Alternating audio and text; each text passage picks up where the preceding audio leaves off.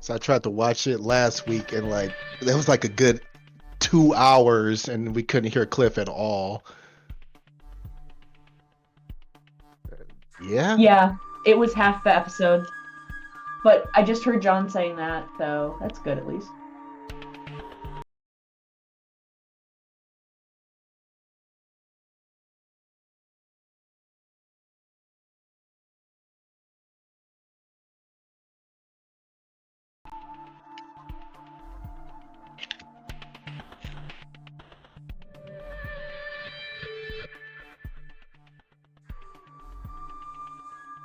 Properties. Still can't hear Default. you. No, you will be able to now that I just clicked on default again for myself. You are correct. What? There it goes. I don't. Now I can hear you in it. I assume it has to do with how I have my my new work set up because my monitors are hooked up through DisplayPort, and essentially every time I toggle between work and home, it like DisplayPort's stupid, and it basically just treats it like there's no input. So I have no monitors while I'm working, and then I have all the monitors, and I think it resets the sound every time I do it. So I'll have to be mindful of that going forward. So long story short, you broke it. Yeah. I mean, really, I'm the only one I can blame for anything. Damn it, Clifford! No.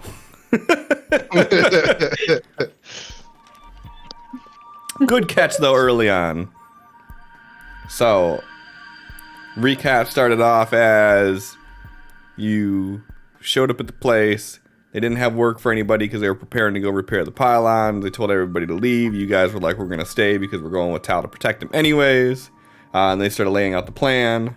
And that's I'm going to backtrack for a second because the session actually started with Geo and, it's not X, it's Crow.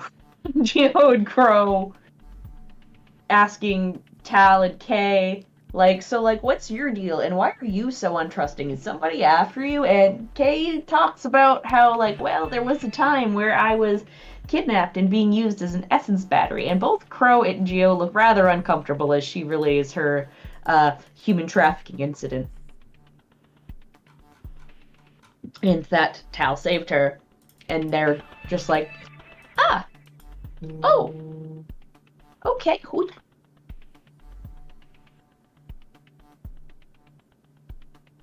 No. Sorry. happy time. Happy times.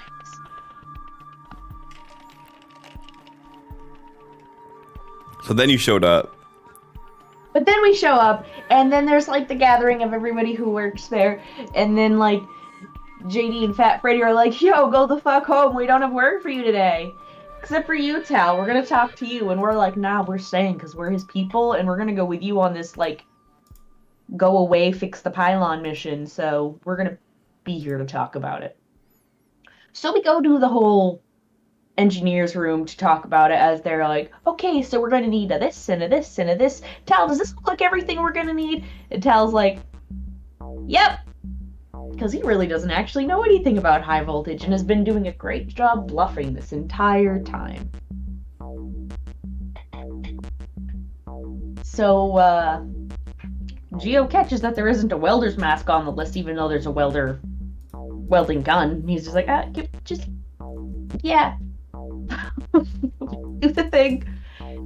They tell us that, hey, so there's actually these people who are inhabiting around the pylon, and they don't look too friendly, and they have, like, mounted guns and stuff. But we're gonna try to get in there anyway so we can fix this, because greater good, we're gonna restore power for hundreds of thousands of people. So, like, do whatever it possibly takes. That's what we're gonna do. We're also gonna have some town guards people. Hey, do you guys know how to fire guns? And then, like, you know, we go and show that Kay's like, yeah, I can fire a gun. Boop, and does just fine. And Geo and Crow manage to fire guns, which is nice. They tell us of the obstacles we might face along the way, like weird animals or these sand sentinel things that are life-sucking, and Kay instantly looks uncomfortable and is zoned out. And,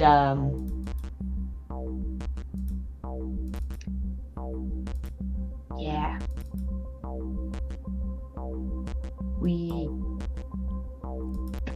I'm lost. I've lost it.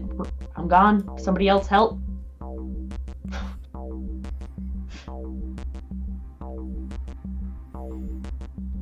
Somebody else help. Um, Right, and no, I lost it too. I was too concerned with trying to finish my bite so I could talk, and I forgot what I was going to continue on with. I remember the JD passed out like backpacks of goods and stuff to everybody. Everybody suited up in Kevlar, then headed out. Along the way, they ran into some bears, by which Crow did like some weird like animal thing to keep them from attacking. Then we pressed on. And then one by one, each person started to hear someone calling out to them from their past, like whoever would in their mind be like a strong lure for them to react. That's who they were hearing. Worst of all was Kay, who was hearing Felix, and was getting very tempted to go towards it. Tal was trying to pull her away from it, knowing that sentinels exist and have encountered them before. So as they tried to press on, the sentinel finally like basically called out to each of them in whichever voice it reached out to them the first time. Then there was an explosion of sand, and then it was there, basically trying to attack. Everybody decided to fucking run. Tal lost his footing and fell. Kay and Crow turned to try to help. Crow was grabbing Tal. Kay almost got snatched by the Sentinel as it's becoming clear that it has imprinted onto her. And then Tal grabs them both and teleports away as Geo turns around just to see them vanish and doesn't know why. And that is where we left off. No, one more thing. After they vanish, the creature vanishes. Correct.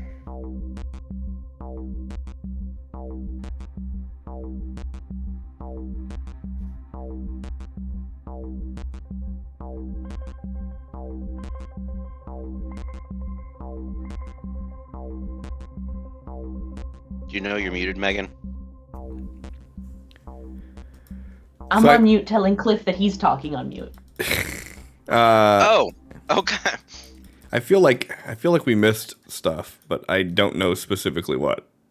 I mean, it was little things like Tal and Kay meditating and Geo telling Kay inside her head about Tal being chased by a helicopter. Crow being Bone Daddy. Oh yeah, we can't forget Bone Daddy Crow. That was great. I don't think that he wants to go by that. It has been said. I'll stop, I'm sorry. Just call Kay the battery. Aww. Pretty sure that'll go over. Yeah, well, Call her the what? The battery. Damn. That's- Fucking damn. we'll just call Tal the survivor. the orphan. I mean, the survivor's pretty fucking true. No. He's always the last one left. All right. Yeah. So that's where we'll pick it up from tonight. So you guys are being chased by this thing. You're seeing this sandstorm kicking up in the distance. You're hearing the voices of people that you couldn't possibly be hearing the voices of calling out to you. And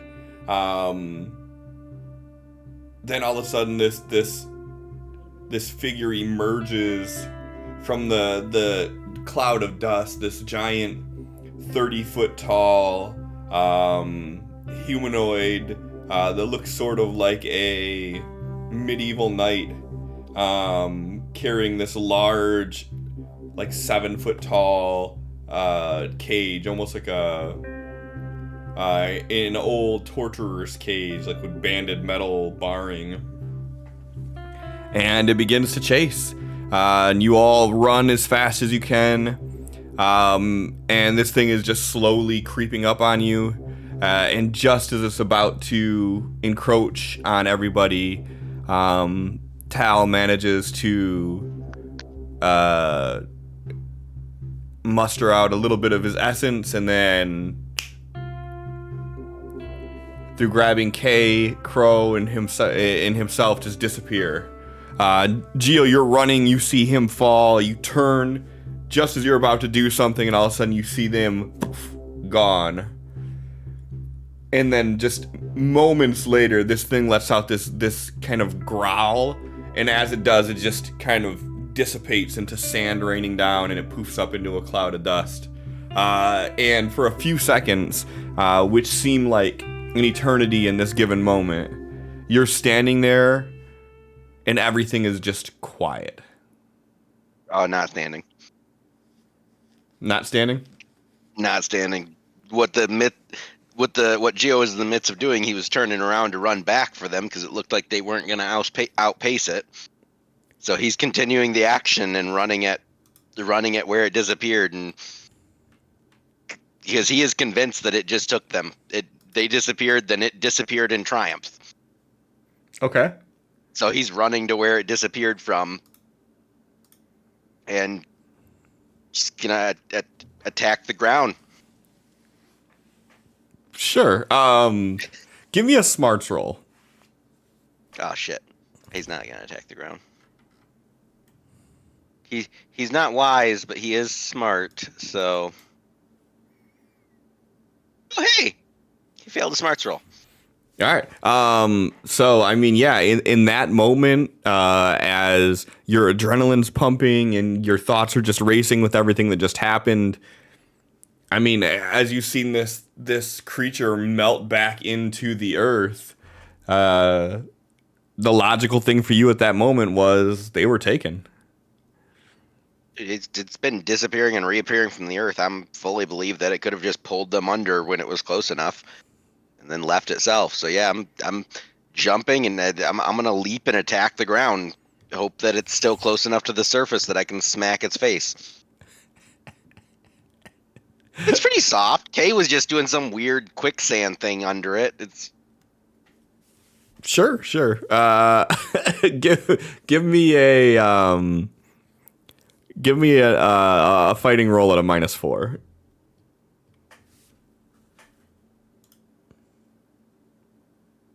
a -4. Combat.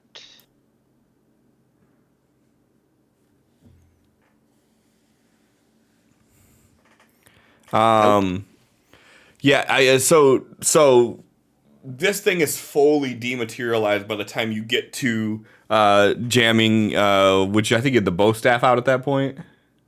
Yep, yeah, so just doing the whole leaping with it above his head and trying to spear it into the ground, freaking 300 style. Yeah, you thwack down onto the ground and kick up some dust from the sand, but you don't feel like you connected with any sentient being or anything. And yeah, and as you're looking about, from your current vantage point, you just hear like the trees rustling and birds, and that's like all you hear at the moment. It's completely quiet. Fuck, I hate to waste ammo, but it's gonna shoot the ground. Okay. He's gonna pull out the AK and start shooting at the ground, yelling, "Give them back!" I'm sure JD's getting a little show. What's the other NPC? Is JD and who else with us? You have the two protectors that are there. Gotcha. Go ahead and give me a shooting roll just so I can see if you crit fail or not. Okay. About to shoot my own foot. All right.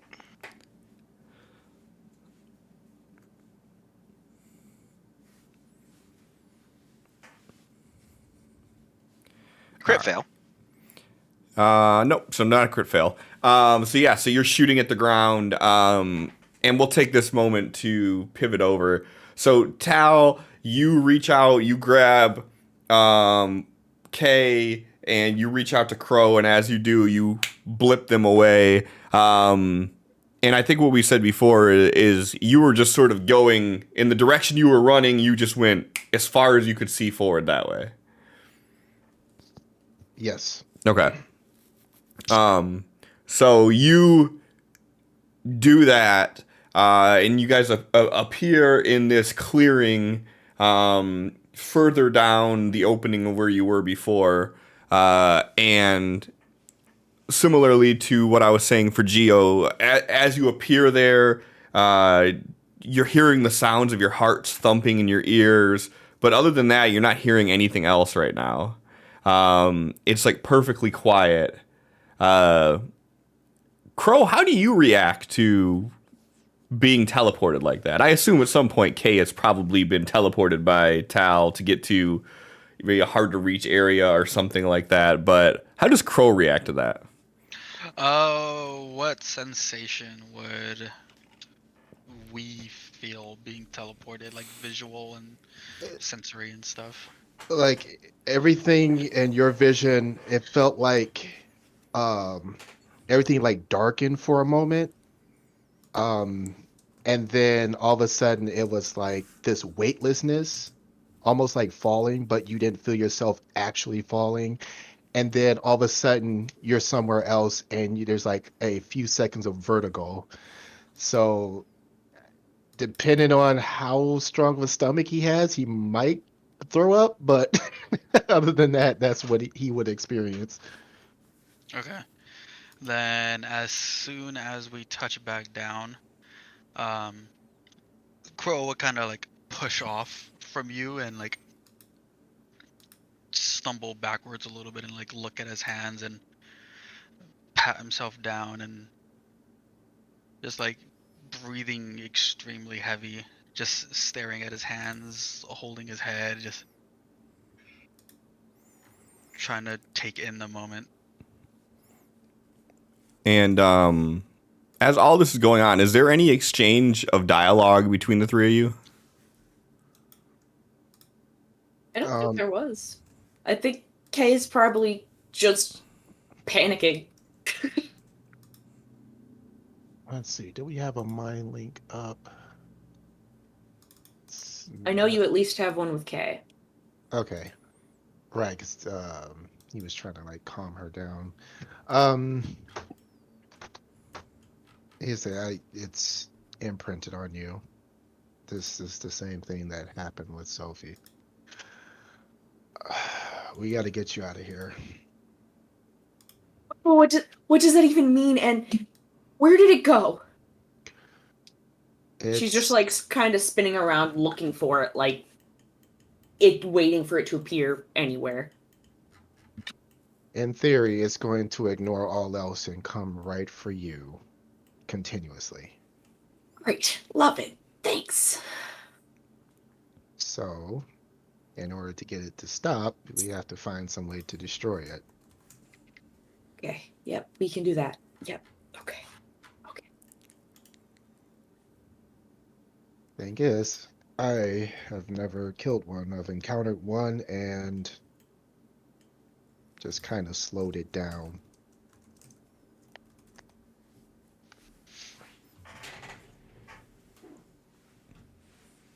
And is this all? You said this is all in mind link, or is this verbal? Yep, mind link. So as you're having this conversation, Crow, as you're kind of sitting there and your head spinning and you're dizzy, you guys start hearing the sound of gunshots echoing off in the distance. Crow's like still stumbling backwards, one hand on his head, one hand looking at his arm. He's like, Are they "Where are the others?" close enough to hear me shouting too? Potentially, but the gunshots are definitely gonna echo through this sort of carved out path that you guys are in.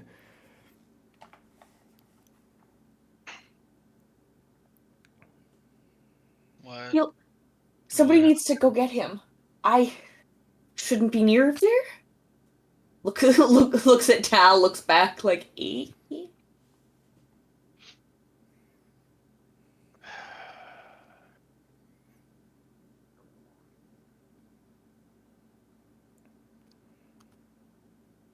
All right, wait here. And then he's just gonna poof away. Okay. You can essentially make it to the exact same point that you were at before. Well, he did teleport twice last time. Next time he's only doing once. Okay. Yeah, so you get close enough now that like couple, dozen feet away from you now, you're seeing couple dozen yards away from you, I should say, you're seeing the two protectors kind of like talking to Crow, or not Crow, to Geo, and Geo's like sitting there holding a gun and he's like yelling, and you just see JD sort of just sitting there looking defeated. All right, so if he teleports, does the one teleport, should be within shouting range, right? Yeah. You're like 72 feet away, something like that. Something like that. He's like, hey, time to go. Geo's gonna look over at him and have like a dumbfounded look.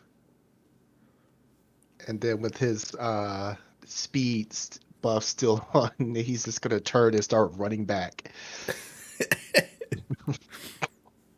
Geo runs after him, almost tripping over his own feet when he starts.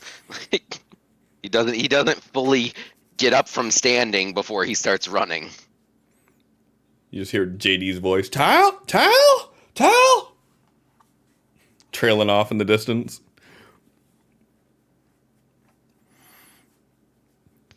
And within a few moments, K, Crow, you'd see Tal followed shortly therefore by Geo, and then the rest of the group kind of like jogging or running to get back there. Geo still has the double speed up as well, so him and Tal are going to be... Well, Tal's got double speed, so Tal good. But yeah, I'm just saying we're going to be a bit ahead of JD and whatnot. Yeah, so I mean, I guess that gives you guys a little bit of time. If there's anything that you're trying to discuss before the rest of the group gets there, the two of you would get there before them. Because they're just running at regular pace. How close are y'all standing while you were standing around there talking? I mean, Kay's still kind of looking around and like looking like she's waiting for this thing to pop up any second, somewhere near her. Crow's like backing away from Kay. Then I assume Tal ran up to Kay when he ran back? Yep. Okay, well, Kay and Tal are the ones that are close together, so they're the ones getting the group hug.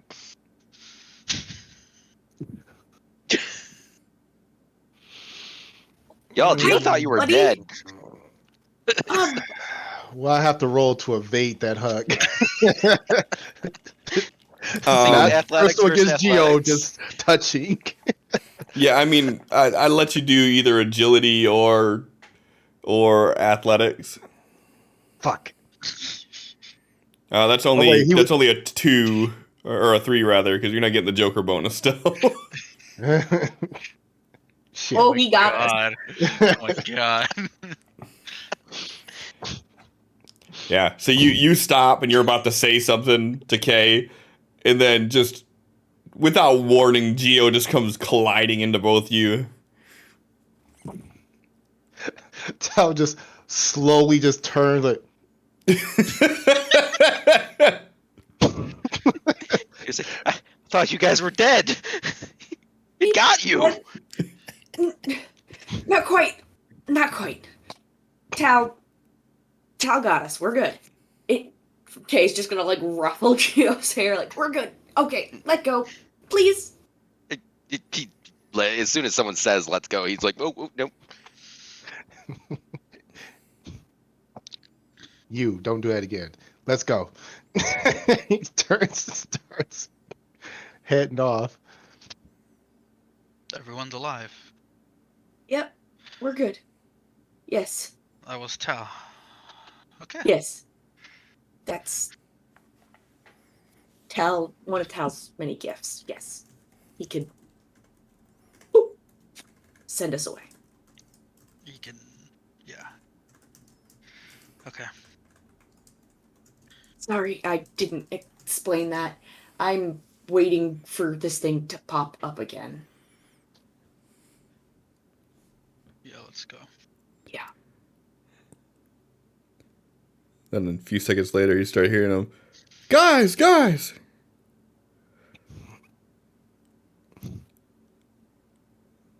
JD runs up. Tal, I thought they got you. Whoa, what?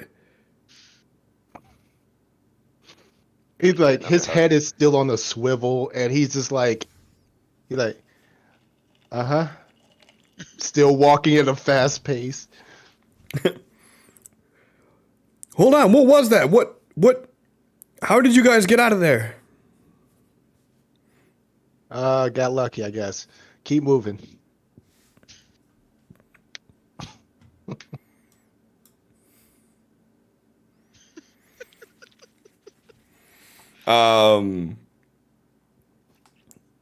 He's like, oh, we're gonna have to discuss this a little bit later.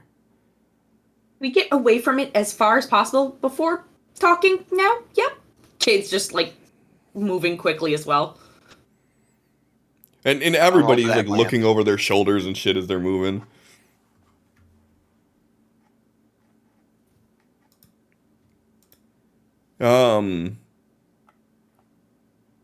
And you guys kind of move at a hurried pace. There's like the awkward silence for another 15 or so minutes.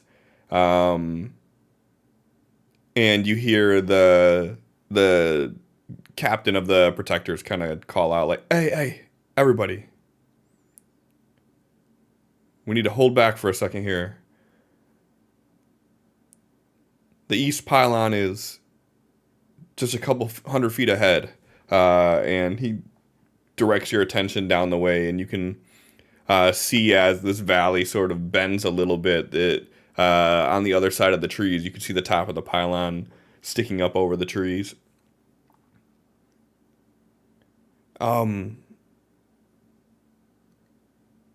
Sun's starting to go down. We're getting close.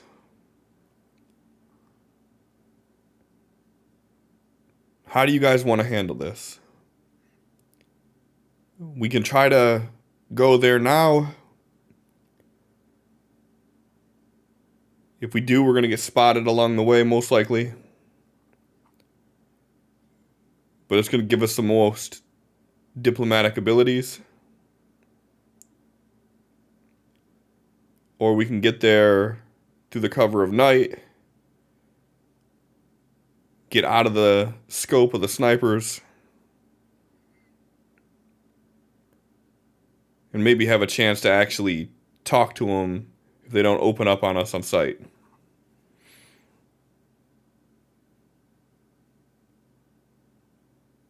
I just need a few minutes to catch my breath and calm down a little. Then I'll be good to talk to them. I'm very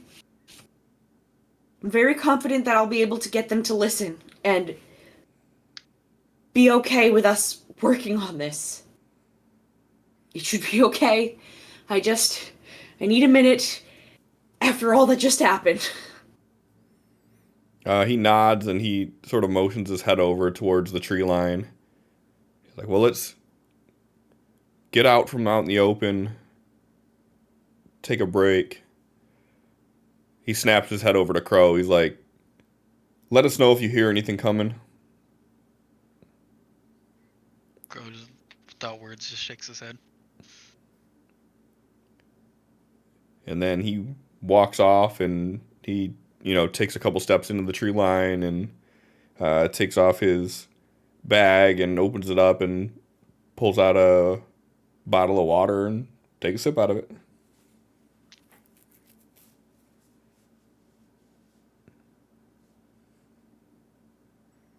Kay sits down and leans against a tree, just like closes her eyes, puts her head back, and just is doing some deep breaths, just trying to find her center and not be in a panicked state because she knows that she needs to talk to these people with a clear head right now.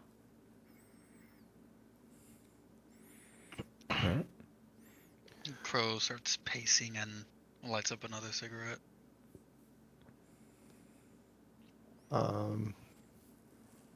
Tal is gonna sit down across from Kay, and then the mind link is on. Breathing exercises. Let's do them. We're gonna maintain our focus, maintain our calm, Trying. and then he's gonna start meditating.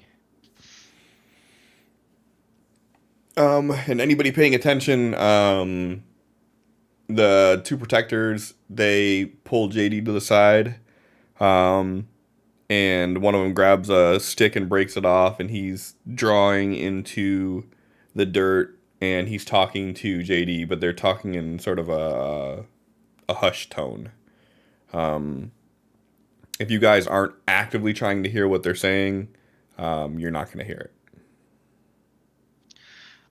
Crow is keeping his ears out, so he might overhear it, just trying to listen for stuff. Okay. What's Geo doing? He's pacing. Okay. Crow, go ahead and He's got give me way too much nervous energy right now. Crow, give me a notice roll, and Geo, I guess if you want to give me a notice roll at a -2.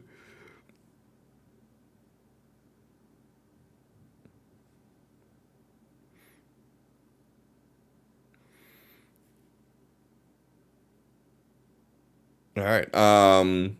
So Crow, you can overhear him talking, just just over a whisper, and from the best that you can gather from what they're doing, the Captain Protector is sort of drawing out a diagram of the pylon that you guys are going to, from like a tactical standpoint. And you hear him say, so the scout said that they've built a makeshift lean-to, and from what we could tell, it's 3 stories. And on the top story, they had people that were keeping an eye out. And the weapons that they had seemed military grade. And the fact that they moved into this thing within a month or so, and the level of weaponry they had, it didn't make sense that they would be holding up here, of all places. So they're basically discussing tactics as far as coming in through the northern woods, and then moving south from the woods and getting there as fast as possible to sort of break sight from any potential snipers, with the hopes of when they're up close, it'll give them a little bit more weight to be able to talk versus it going immediately into violence, because he's expressing concern that if they see a small group walking up in the clearing that they might just fire on us without asking any questions at all. And then you just hear JD saying, we want to avoid conflict. We're not here to start anything. We want to make sure that we resolve this peacefully. But at the end of the day, we're tasked to clear them off this pylon and to get it working. It's too dangerous for them to stay on it, both for their safety and for what they could potentially do to this thing to damage it further. As they're whispering, Crow stops his pacing and points with his cigarette at him. Don't your people have a way to signify peace? If we're willing to talk. Kind of looks at you, confused for a second. I mean, outside of waving a white flag at him, not really. And that's also going to be assuming that they know what we're trying to do. We don't have any reports on if this is aberrant, if this is human. If they have the military grade stuff and the fortifications, you say, maybe nighttime would be best.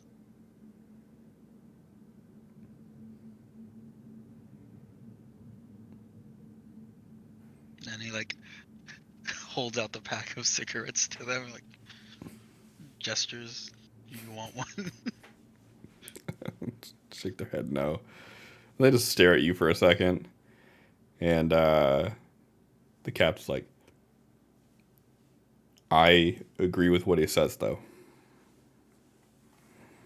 I'm assuming now that Crow's talking, it's loud enough. The conversation has become loud enough that would be easy to hear. Well, what they just exchanged would be, yeah.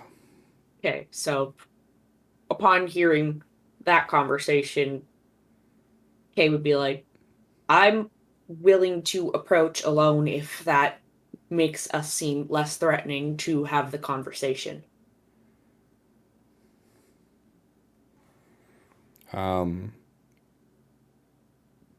He's sort of crouching down, so he can draw on the dirt, and he stands up, and he adjusts himself, and he's like,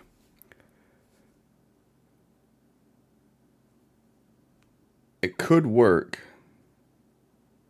but we unfortunately don't know the temperament of this group.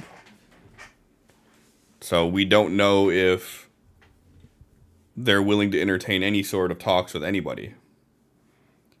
Our scouts, when they came out here, they did not engage with them. They just seen the setup they had, and they made the assumption that this group wasn't really looking for dialogue. It's a hell of an assumption to make, considering the animals that are around. Perhaps that's a defense for those and not for people. In my line of work, assumptions I like that know, are what trust keep me. people alive. Yeah, I'd rather assume they're going to shoot at us and be happily surprised than otherwise. Where I understand it, I do feel like I could have just try to walk up in a non-threatening manner, and if things start to go wrong, then I can get out of there. If that's what you want to do, like I said, I think it's a sound plan. And he looks over at JD, and JD is just like,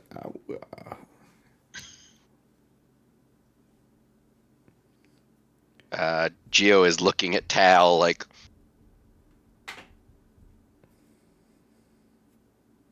He's still sitting there, eyes closed, meditating, like this conversation is not even happening.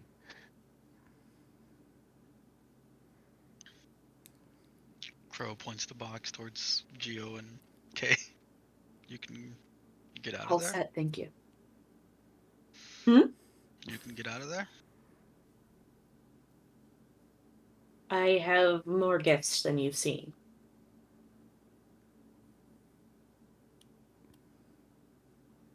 More abilities.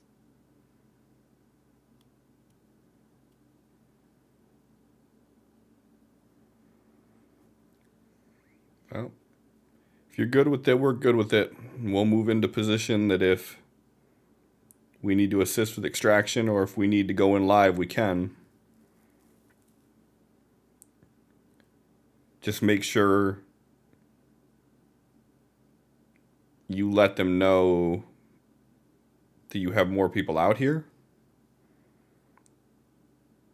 or you're going to have to broker this entire thing yourself as they don't get surprised by our presence. Yep, I was fully intending on starting the peaceful conversation and figuring out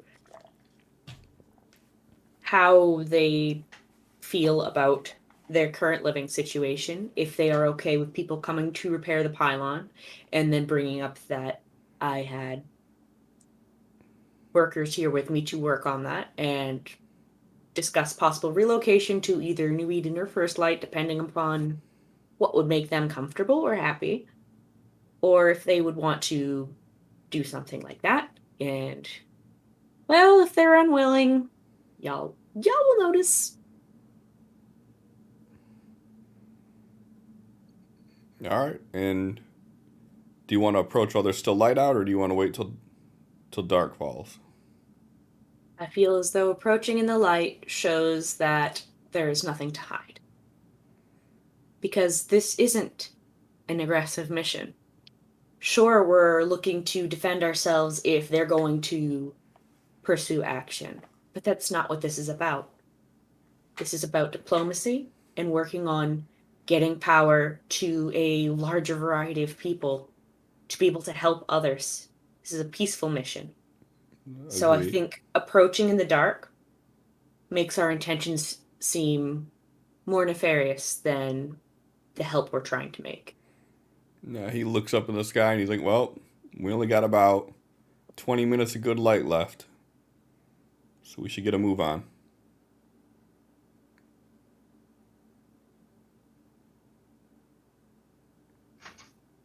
Kay's hand just like rests on Tal's shoulder for a second as she goes to stand up.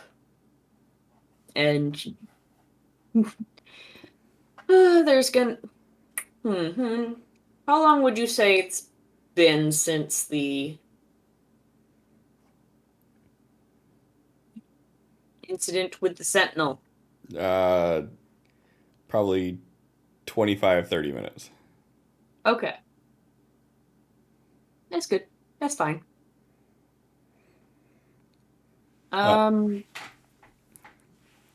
And as they're getting their things packed back in the bag and putting their bags back on,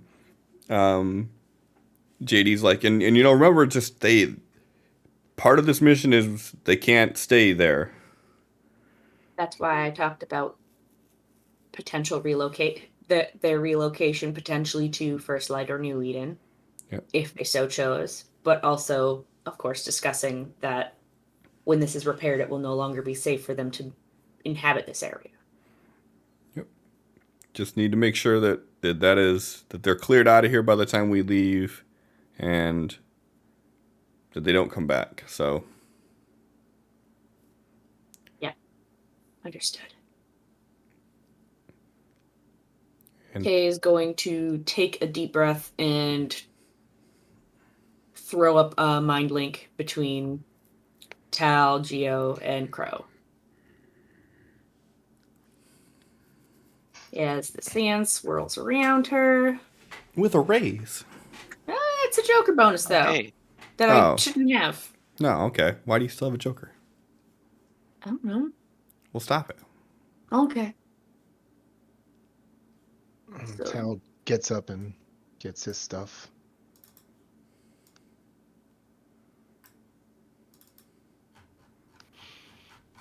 Crow snaps his fingers and calls back Iris. Geo continues to pace. And they're like, all right. He's going to walk up to Geo, put her hand on his back for a second, then poke her head, and then point to him so he doesn't jump scare before Hey, for once- anything happens in the link. For once, he noticed the sand swirling. He was prepared for it. He was ready. She still was like, sir. No scream. They're like, all right, you three with us. We're going to stay just about 15 or so feet within the tree line, enough to be out of sight. You can approach up through the middle trail.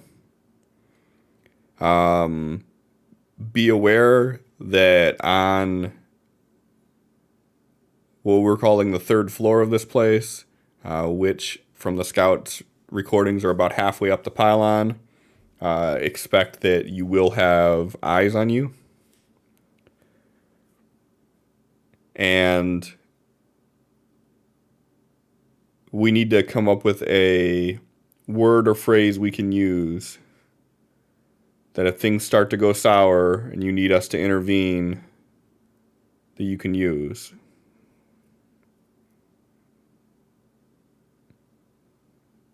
They will know.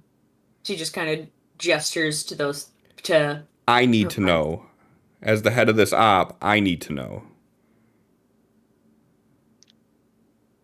Then they can tell you.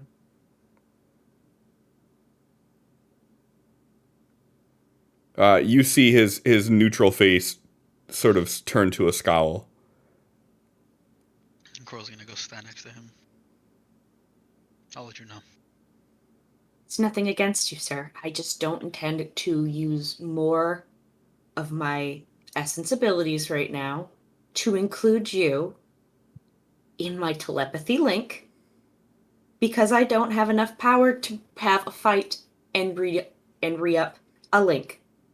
These three are linked into my head. I can talk to them in my head. Okay? It's nothing against you, sir. I just need to preserve my Let's powers get moving. in case this goes And he south. just starts walking. Dick. He keeps walking. If somehow all three of us are unconscious, I'm sure she can yell something. How about Tarsa? Tarsa good? Sure. Crow like looks at Iris. If something goes wrong, let me know and defend. And sends her off.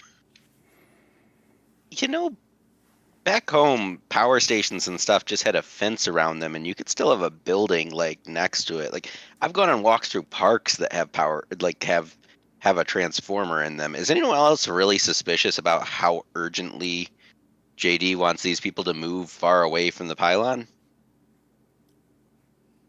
I'm especially after a whole warehouse mysteriously clearing out after we were in it and it was full. I'm kind of wondering why they need people to clear away from this place. But I'm just thinking here. I think it's more of a safety measure due to the high voltage lines. They're not looking to have these people get hurt or potentially continue to cause damage to the pylon as they did build their structure directly against it. Okay, maybe I'm just overly suspicious because we're investigating them. It's not a bad thing to be using your head, Gio.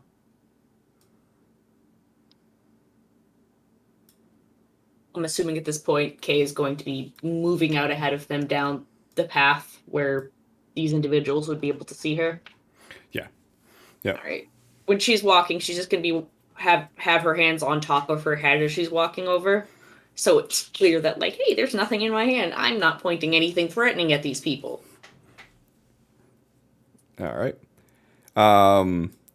Everybody else go ahead and give me a stealth roll.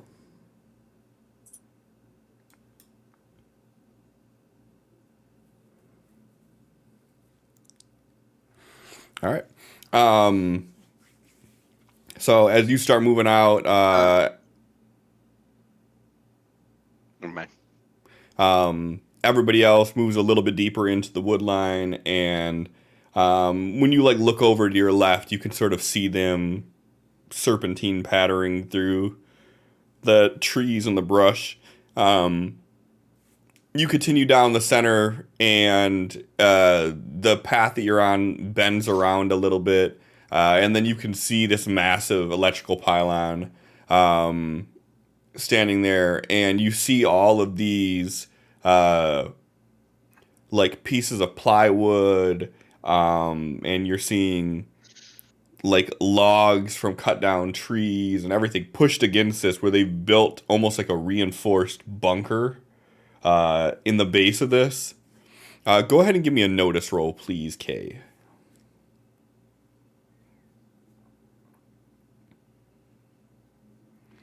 So you see this sort of bunker, and it looks like from where you're approaching, there are 3 windows on like a ground level area.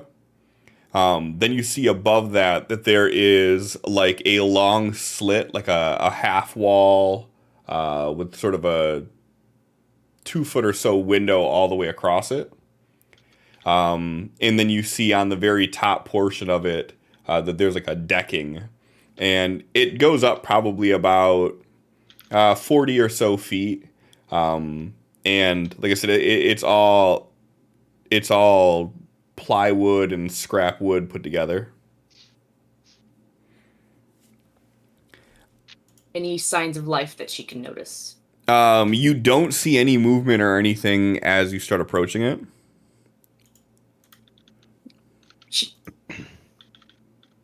Not seeing anyone or anything other than the structure at the moment. She's relaying through mind link as she's approaching. Tal is going to get to the edge of the tree line here. And he's going to climb up into one of the trees.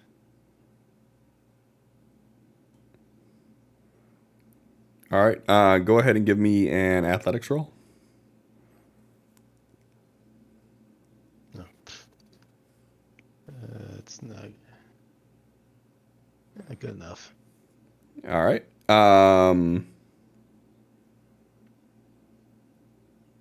And what are you trying to do while up there? Not going super high, just trying to get like a vantage point where, like, at a distance, like whoever's looking out from the structure might not be able to see him, but he can see them. But that's about it. Okay.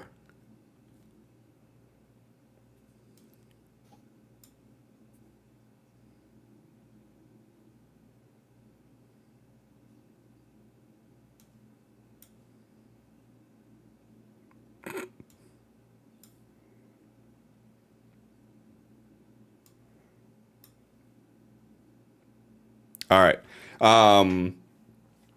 So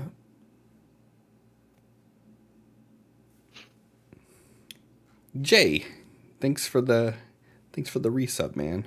17 months. So you kind of climb up in there. Give me a notice roll, Tal.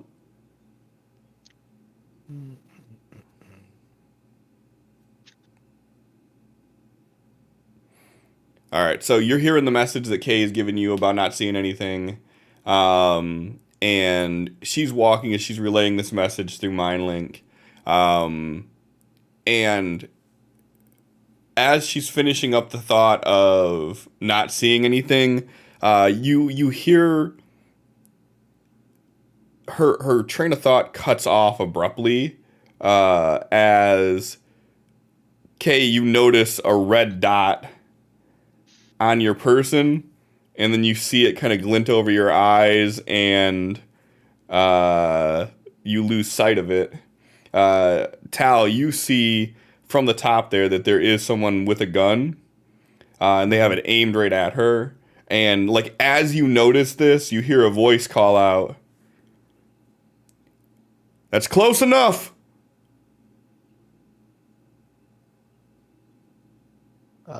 So Tal can see the shooter. You can. He is gonna relay through my link to Kay exactly the person's location. Yep. And that's all he'll do for right now.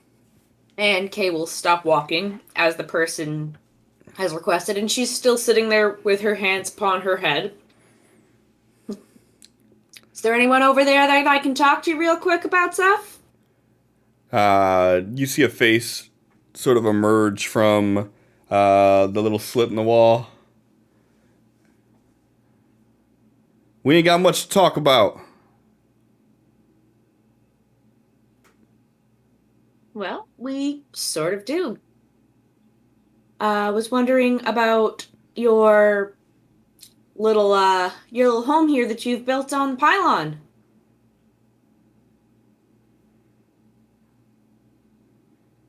Is everyone okay? Everyone on this side is. Glad to hear it. My friends and I are working with the power company that is currently based in New Eden, and we are hoping to see if we can get this pylon up and running so we can give power to more people. You hear some laughter from inside. Like, the power company? Are you fucking kidding me? I know it sounds ridiculous, but the cities of First Light, New Eden, and a bit more at this point, we currently have powered. Well, we're certainly not coming to talk to you about your car's extended warranty. Yes, he did say that into the mind link. Yeah, and there's like a tight smile across Kay's face, and she's just gonna relay in the mind link real quick. I'd appreciate if you kept thoughts like that to yourself. I don't need to laugh while I'm in the middle of a tense conversation. Sorry. So, what do you and the power company want? We need to work on the pylon, fix the transformer, and fortunately, if we are to do this and get the power back up, it would not be safe to be living against it. So if you would want to relocate to either First Light, New Eden, or anywhere else, that would be wonderful. We'd be more than willing to help you get set up in the city. Give me a roll on the reactions table.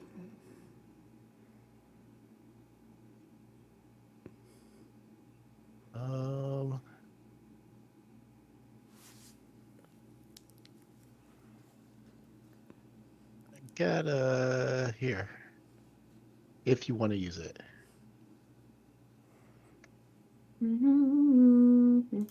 Gotta find it. Do. Yeah! Perfect! That's incredible! Thanks! Okay.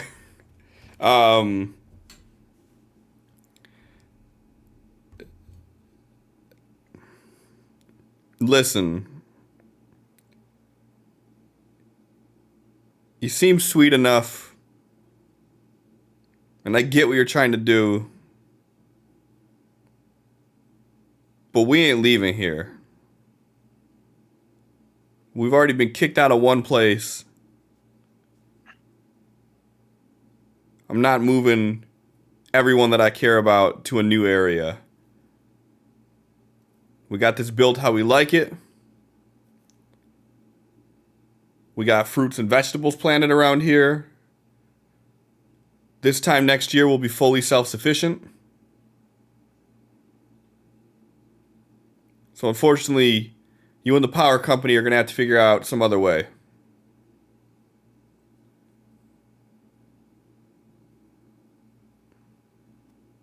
I first off would appreciate if there was not a gun trained off my head. As you can see, my hands are on my head, and I mean no harm.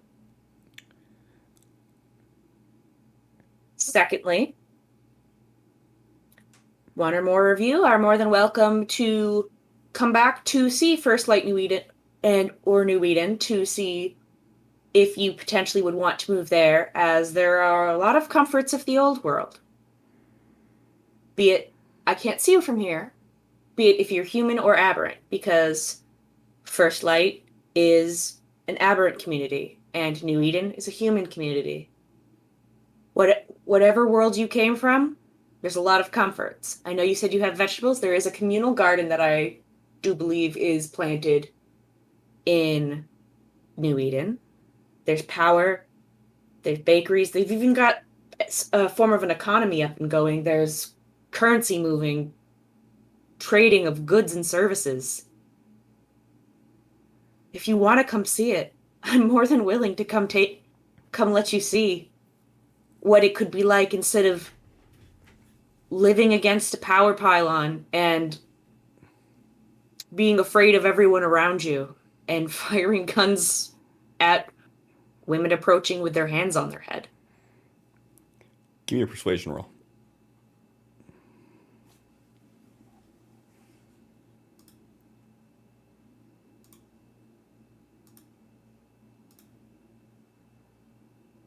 It is what I do.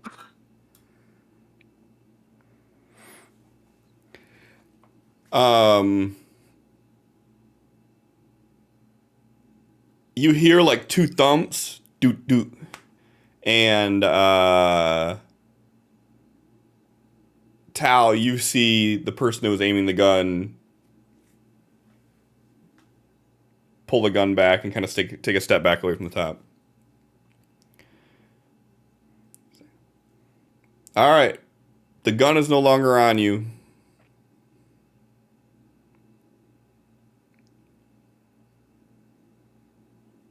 I know what it's like to lose everything.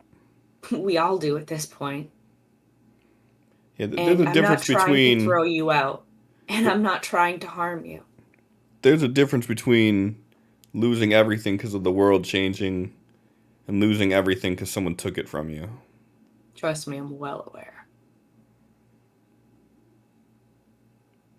And I don't know if you have any kids, but moving kids around and relocating any distance in this wasteland of a world that we live in is a difficult task. If this place is safer for them and can offer them a better life, I'm willing to hear what you have to say.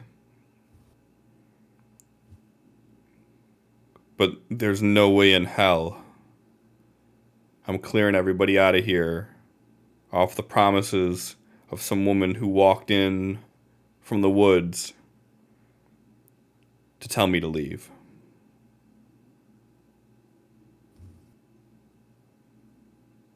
I understand. If one or more of you would like to come back with us to survey the city, see if this is something that you would want, then I am more than willing to communicate with my people that whatever plans they had to get this up and running are going to have to be delayed a few days. I don't think that a couple days is going to hurt anyone in this scenario.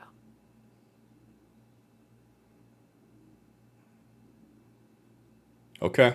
I may not have any children, but I do know that we've got to protect all that we have at this point.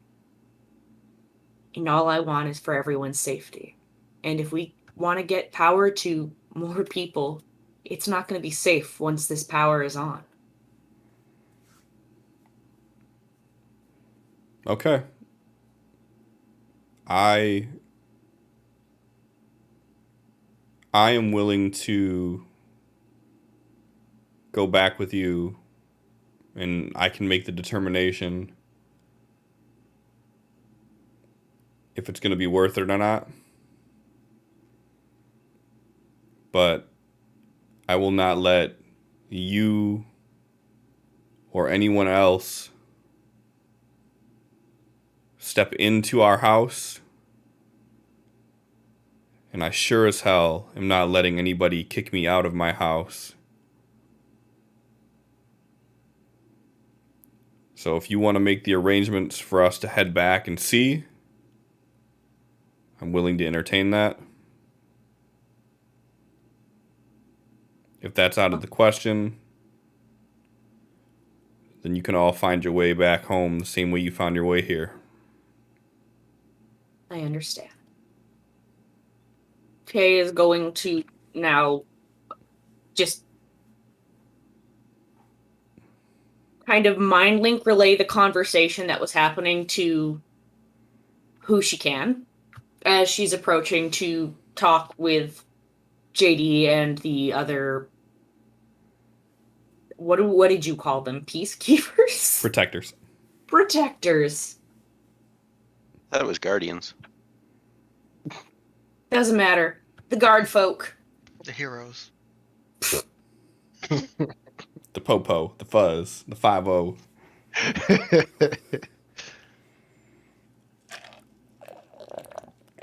As she walks off to talk with everyone, she finally gets over there. She's like, okay. So I have what I believe is an agreeable scenario.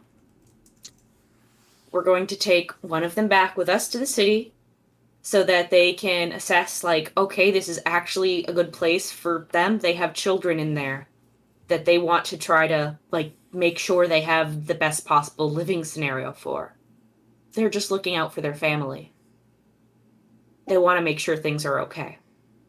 So if we can take them back to First Light New Eden to check things out, make sure things are good, and then they can work on accepting that, then I think we can easily convince them that it is a much better place to raise a family than living in a lean-to against a pylon.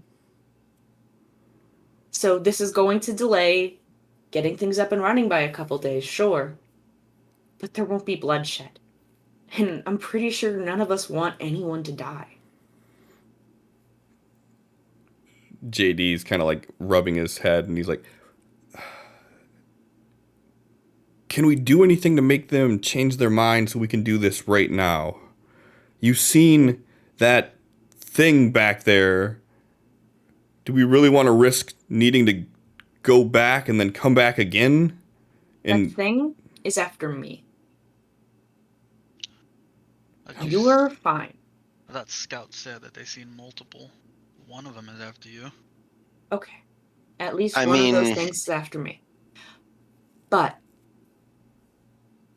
I think to save everyone, a family, because this guy does not seem too keen on getting kicked out of his home.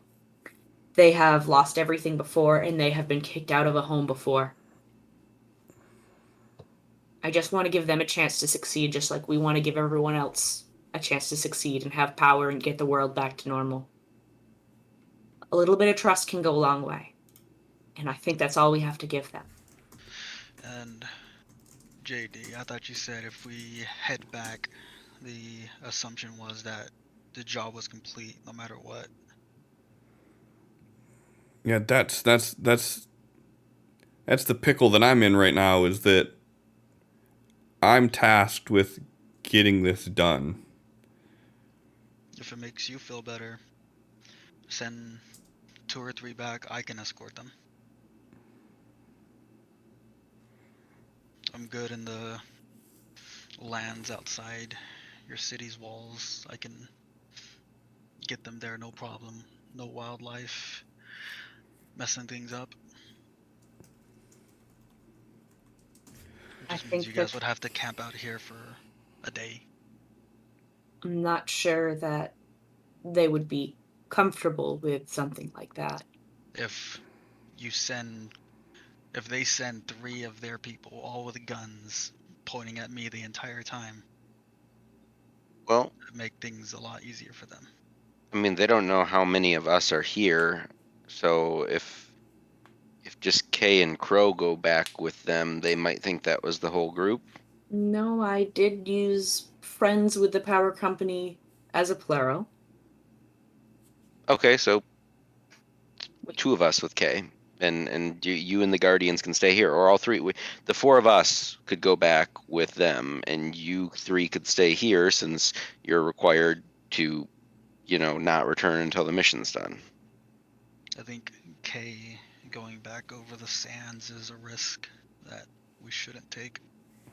And I as don't think. the obvious peacekeeper, the one who has made the deal, I'm not sure if it would be.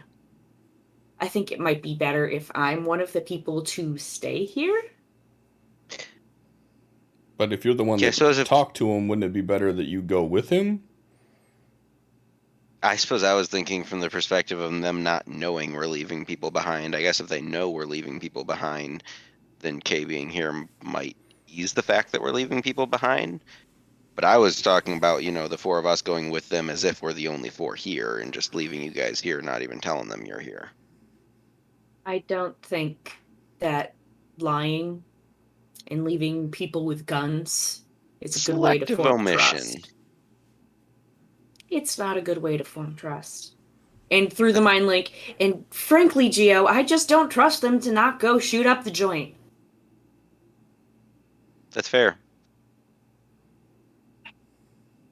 Yeah. Captain, JD, we're just the hired help. What's your plan? If you think that you can convince them to go without all of us going, then technically I won't be coming back until the job's done, which keeps my boss off my back. And then obviously the important piece is that we get the power up and running. But I don't like the idea of us not sticking together, because if there's more of those things, and at least we have numbers right now. If we split up, then if more of those bears come, if that pack of bears comes back and Crow's not here, then what? We do not have permission to step foot in the house. And then if we're just back here, are we supposed to remain undetected the whole time so we don't risk being shot by some trigger-happy Clearly not vagabonds? trigger happy because I'm safe. They just had a healthy amount of caution in stopping me before I got too close.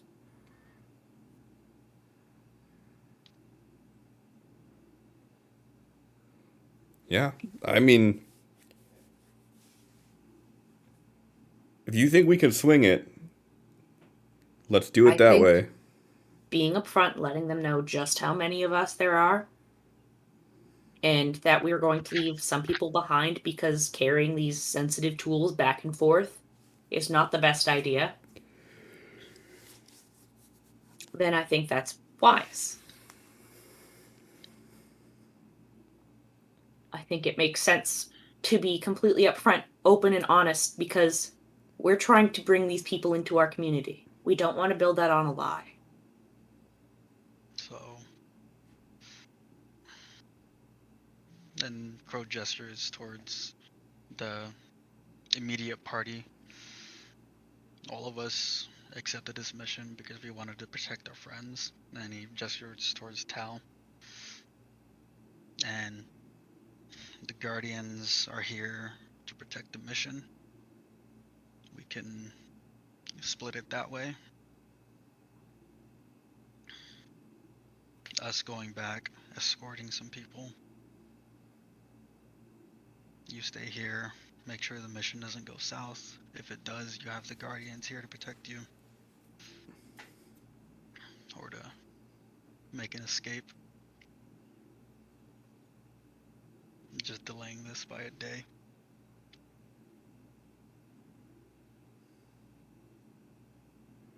Or two. Just, travel back. Took us about a day to get here, or a half day? It only took a few hours. How long did it take? Couple Was hours. it a few hours? Couple hours? Okay. Yeah. But that's just my suggestion. I think somebody who's been in the city longer, who would be able to show them the best parts of the community, since us four are rather new, needs to be going back so they can show them how great it is to be there, to convince them that it is a good idea to move their family off of this lean-to pylon business and go to a community where their family can thrive.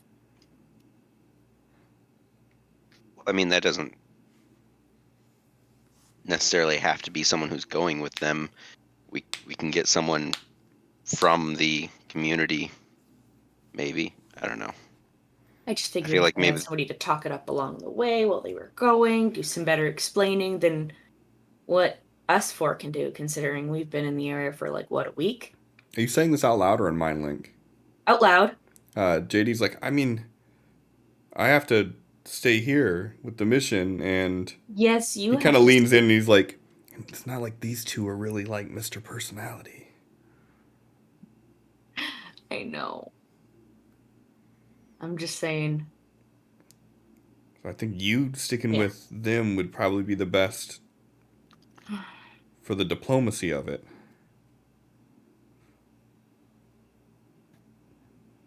In the mind, I really think one of us should be staying with these people. I do not trust the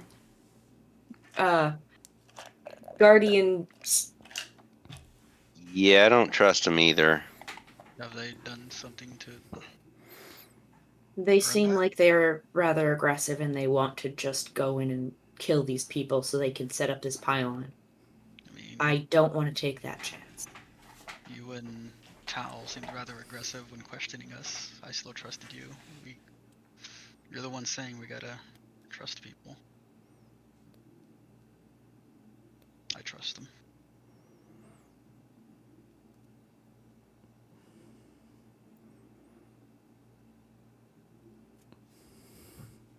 She's gonna look at the protectors, be like,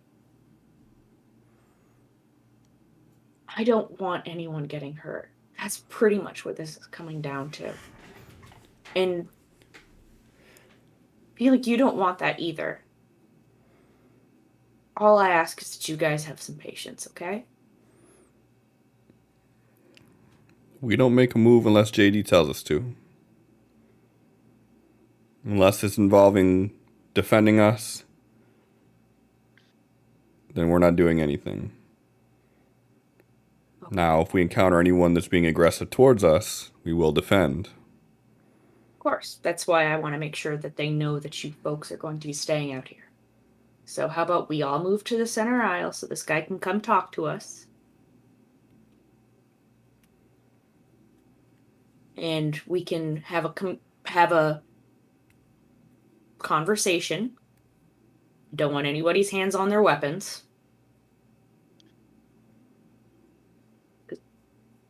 And we can talk to them about this.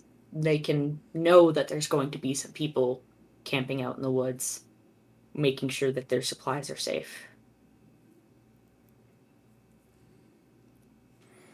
I'd want to know if there were 3 strange men hanging out outside of my house.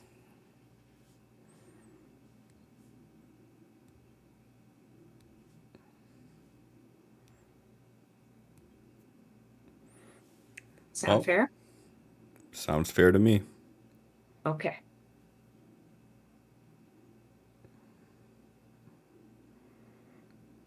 She's gonna put her hands back on her head and start walking back out towards the main trail, assuming that the others are going to just follow her lead in a non-threatening manner.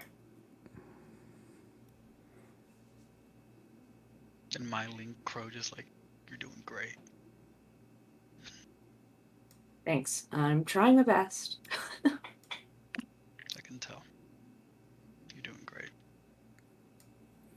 I don't know. GM used a Benny. Those scare me. You're doing great. Blam! Well, he's using it to re-roll a roll, not to affect a scene, so still scares me, but not as much. Mm-hmm.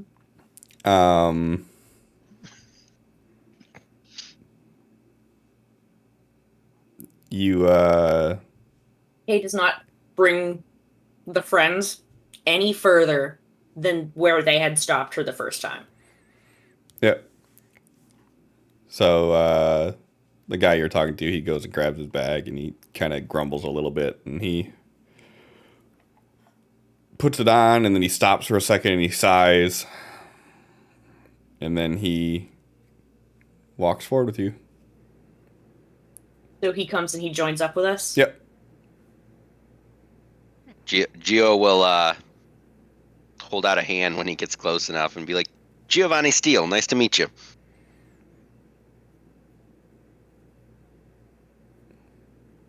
I mean, you're still like 60 or so feet away from this thing. Oh, never mind. I thought he was closer than that. Yeah, no. But I said when he gets close enough. He's just sitting there like this for 60 feet of walking. Never mind. This guy's He crazy. just turns around and walks back in, goes back up to the second level. On second thought, Yeah. Man, I need So to as get this teleport just so I guy's can teleport approaching- 60 feet in the other direction. As this guy's approaching, Kay's going to start up the conversation again. oh no. No, So we so did- I'm sorry. So for clarity, what I was saying is the captain you were speaking to, he stays back and he delays a little bit, and then he catches up with you guys. Oh, I thought you were saying the guy we were talking to. No. I apologize. I realized There. from context after you guys were saying it. No. So the guy from this little settlement here has not left the window at all. Okay. And as you guys I walk revoke back to my where you were, And shake. as you guys get to the middle, he comes back to the window and he says, "That everybody?" Yes, this is everyone. Kay looks over her shoulder to make sure it is, in fact, everyone. Yep. That none of those bastards decided to, like, hang back. Except for maybe Tal. I was tempted. I was so tempted. Did Tal come climbing down out of the tree? That was a red dot on his forehead. Yeah, Tal would follow because that's what she asked. Now, this is everyone. But because we did carry some heavy and sensitive equipment, we ask that it is okay that we have 3 of our men stay here to protect the equipment in the meantime. Well, you come with us. We're not taking any of your guns or any protection. I'm sure I don't mean to try to make you feel threatened. It's more just business crap. Not having bosses be angry that we walked back without having the job done. We want at least some of the workers here so they're not grumpy. You see his figure sort of disappear from the window, and a few seconds later, you see from the south side of the building this man come walking out, and he has like a full robe on, a hood up, and he has a mask covering the top part of his face, and he just comes walking slowly over to where the group is at, and he has nothing in his hands. He doesn't have a bag or anything with him.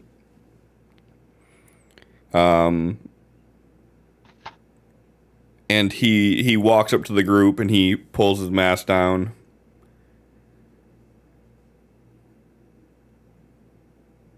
We are fine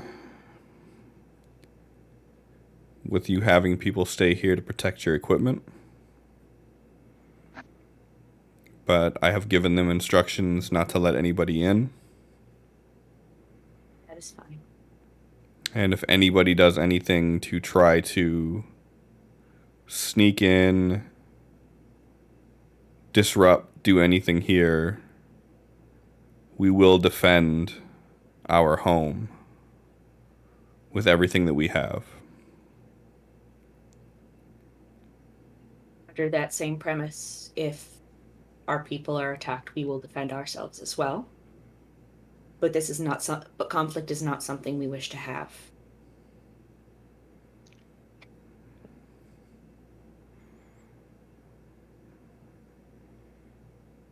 And he reaches out a hand to you. He takes her hands off of her head, extends it to her. He says, "My name's Paul. Nice to meet you."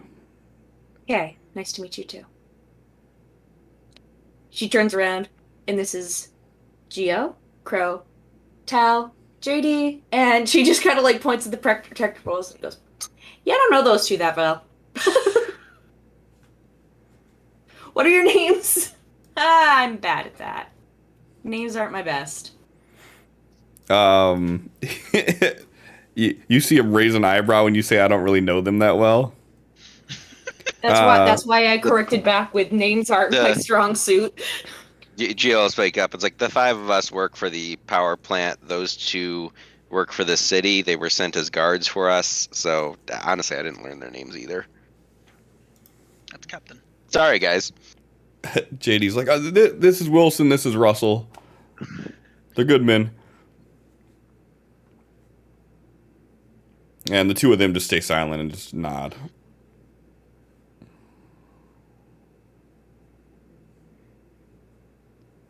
He's like, "All right, well, do you mean for us to travel at night?"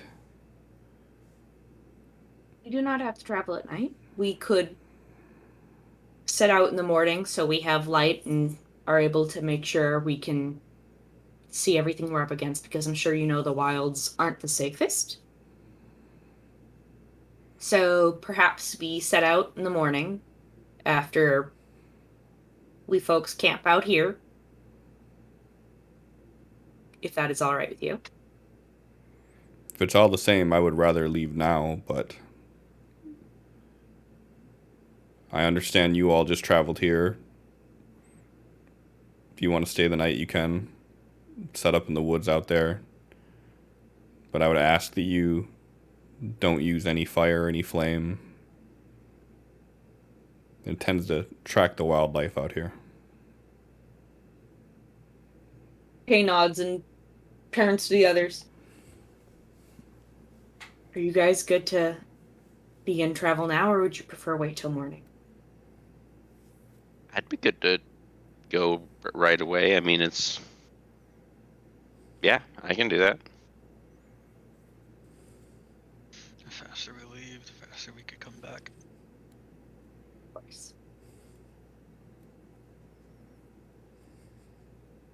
With any luck, we can travel at night and get back sunrise, and by the time everyone's waking up, we can get started.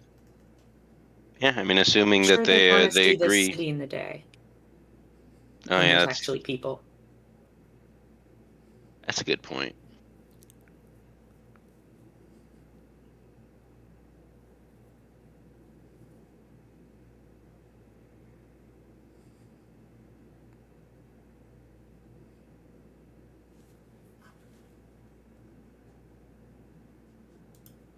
So we're good to leave right now if you'd like, but of course we'd have to get a place at the inn for the evening when we get there. Because I'm assuming you're going to want to see how the city operates during the day when people are actually being people, not just asleep. That sounds like a plan to me. All right. All right.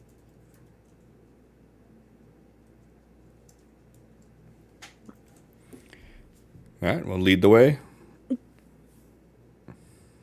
Okay, smiles and nods at JD and the protectors, who I'm assuming are just gonna walk back into the woods to make camp, and they were there to hear the whole no flame conversation. They were there, yep. Mm-hmm. And I'm assuming that we'll all just turn and start walking our way back to First Light, New Eden area. Sure. Um, so yeah, so JD and the two protectors move back into the woods.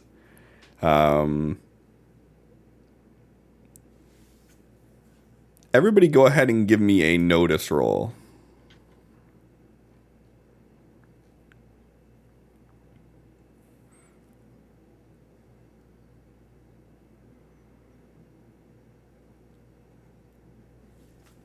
All right. So you start heading out, and Paul is following your lead. Okay.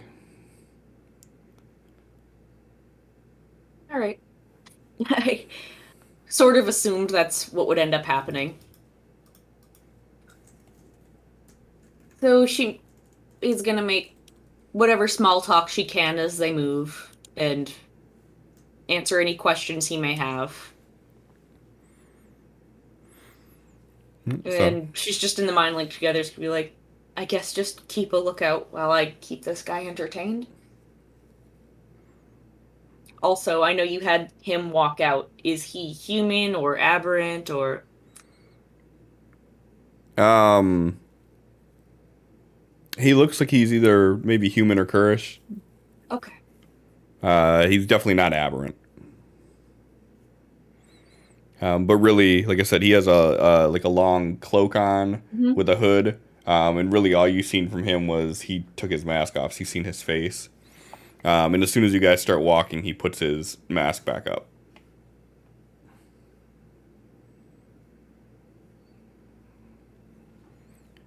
Like, so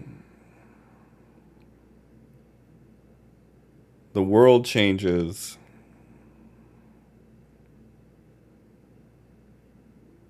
People are free to create their own destiny. How did you get sucked into working for a power company? Well, like I said, we have an economy up and moving again. There is till is our form of currency. So everybody has a job to work on getting what they need in life. So, there's like there's bakeries, there's general goods stores, there's a bar and inn, there's a whole town hall with governing systems. It's trying to trying to rebuild. We are working here because it's paycheck and we can do what we can to help others doing so.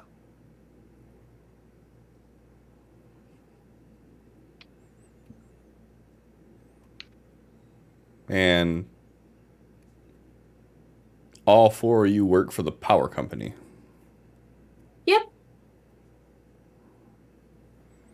Us three are general laborers, and Tal works with the high voltage, so him coming back with us means nobody's gonna go mess with the pylon because they don't know how to do it.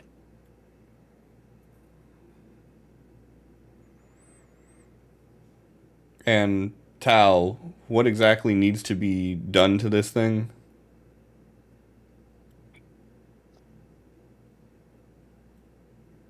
He doesn't say anything at first, like he's might not even respond, and then needs to be fixed.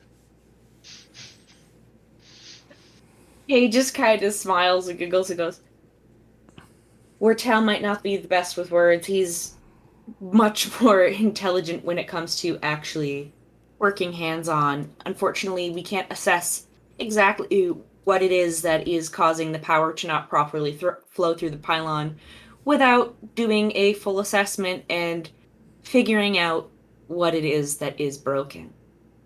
They're assuming that it needs a full tune up and proper replacement of the transformers. Well, Honestly, even if you decide you don't like First Light, it might be worth it for you to move. Just because even if you don't want to move in with us, they'd probably offer you a decent amount of till to move, and then you have currency to trade with us. I mean, you're close enough that we'd be good for trading for, stuff that you can't make yourself. I mean, I'd definitely recommend moving into the, just because safety and numbers. And you said, safety was a priority for you. It's a lot safer in a big city with dedicated guards. And there are more children in the city. It's not like they'd be alone.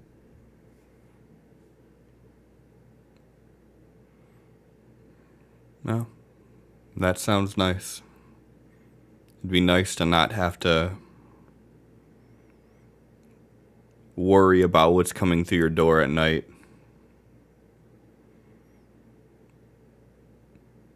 Certainly much safer. Of course, the forest around the city is still just as the wilds are. There are still the large bears, but they don't come in the city. That's something that is no longer an issue. Yeah, we had to take some steps towards protecting against them. But the nights in these woods are strange. How so? There's just other things here. I don't know what it is, but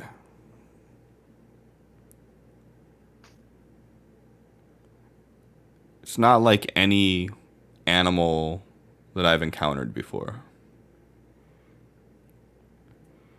They're most likely from the garden then. She just kind of looks over at Crow and Tal like, oh. Yeah, we have some aberrant that are within our settlement, and they're not familiar with what it is either. There's Fascinating. 15 of us left there. And when we first moved, there were 22. We So also sad had for your loss. 5 sheep.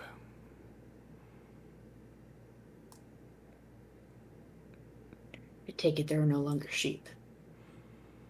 And we lost all 5 of them the third night we were there. Wow. Certainly not ideal. But at that point, we had already moved all of our things, all of our families. And it made more sense for us to build up defenses than to attempt to relocate again. Especially after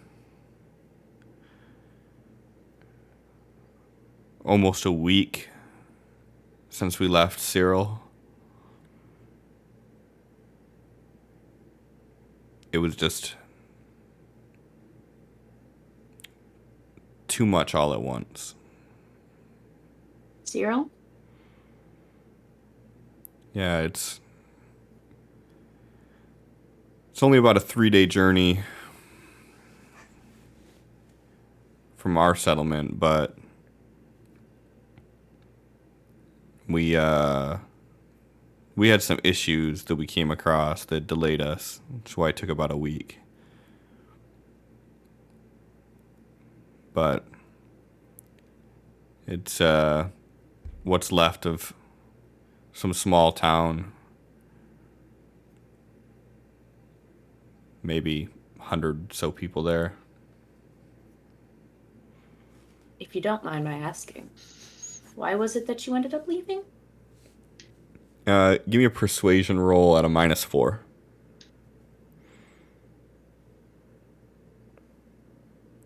Like -2, so we'll add 2 to that. 5, okay. Because I forgot you did the bump up on your reaction table.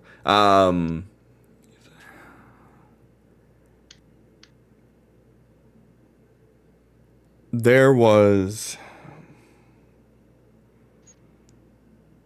a sickness that broke out there,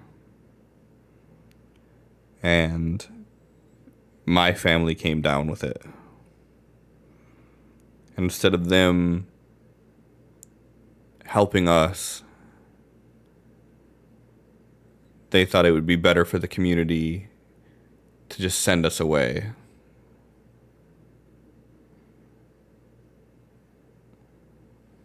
Kay just shakes her head and I can't stand people that think that they can just sacrifice others for the sake of what they consider the greater good. Well, that's the problem when people are in power. They get to impose their own ideals on you. So they just sent you out like a bunch of plague rats. Yep. And they left. How's Worst of all, my son and daughter, they left to die. Had it just been me, that would have been one thing, but I have a family to look after. So, I'm sure you can appreciate why I'm cautious with any of these conditions that you're putting in front of me here. I completely understand. So, you mentioned 2 cities.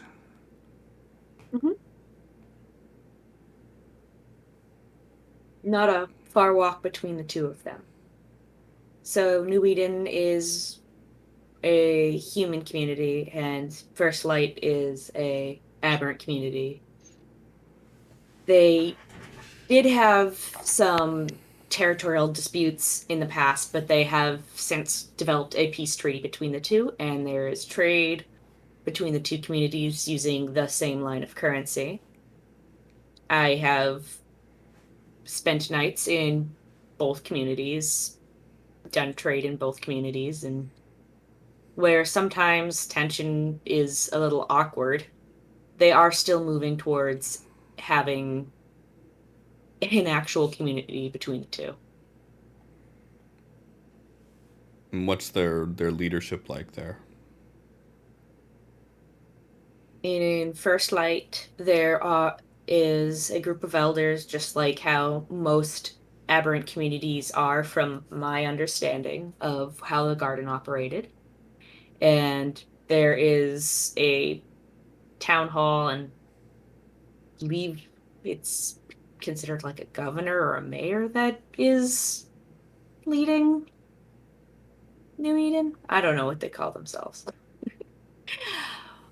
But there is a governmental hierarchy that you'd be able to go to the town hall and communicate with to work on figuring out what is and isn't okay, what purchasing of homes or deeds. And I just want to go to the bakery because I'm just thinking about apple fritters right now.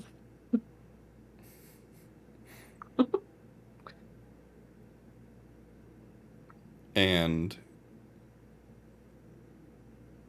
as far as being able to seek residence for 15 people, what are going to be my options for that? So they do have, I believe it was rehabilitation grants for the homes that are between the two cities from when there was more strife between them, and there was at one point battles, but there is no longer. That isn't a thing anymore. So they're willing to have people in that midway zone go through to end up taking residence and rebuilding these homes.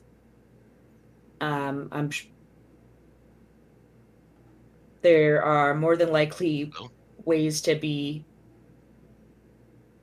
in either community. You might be able to. Okay, my mic's working now. I thought it wasn't for a second. You might be able to leverage the fact that you're currently occupying the power pylon as a form of currency in its own. I mean, I wouldn't feel right making you move for nothing. So my opinion, we should talk to the mayor and let him know, hey, if we want power, we need to give these people homes to make up for the ones we need to get them out of to give them power, to give us power. But that seems like it's more of a. I mean, yeah, I don't have the power, but I'm just saying Yeah. I wouldn't feel right forcing someone, trying to talk someone to move out of their home without having a home in place. I do feel like that's more of a conversation with the power company, because at this point, getting that pylon up and running doesn't benefit First Light, just the company, because First Light's already powered. That's fair. I mean, the company has a decent stock of till built up. I'm sure they can finance some homes. Some form of a relocation. We just have to talk with them. Well, the rehabilitation stuff sounds good. You guys are clearly handy enough, considering you've built such a wonderful, like, structure that you were able to get multiple stories out of it. I mean, I feel like if I was trying to work off of basically nothing, I wouldn't be able to build anything that was going to have more than one floor without collapsing. When the need's there, you find a way.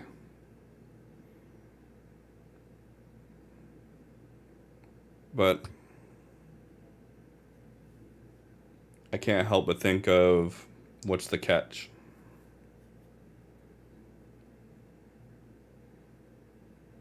I understand that. I suppose the catch is that you can't live there anymore. If, we go through with this. So what after all this, what happens if I still say no? And he's like surveying all your faces as he asks that question.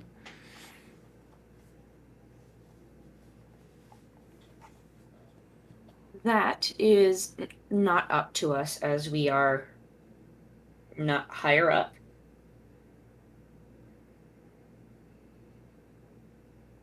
But if they try to pull any shit, honestly, I'd probably side with you.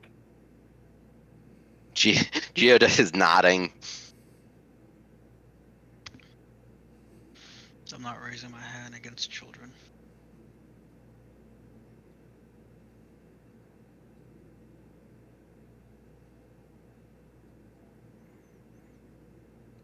So if Yep. anything, if you decide the answer's no, and they decide to be assholes about it, you just have some extra hands to help you take care of the problem. Because I'm not going to stand for that. I mean, just let us know if the answer is no. Don't like. Just let us know if the answer is no. Before we get back, that way we can. Because I mean, Tal. Yeah. Tal, I mean, if you take a look at that pylon and it's like, no, not viable. I mean, if there's a part missing that we can't even manufacture ourselves, there's no point in forcing them to move out, right? That would be a correct assumption. Yeah.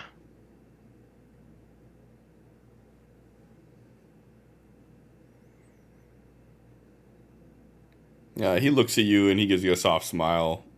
And then he pulls his mask back and you see his eyes just sort of wander off.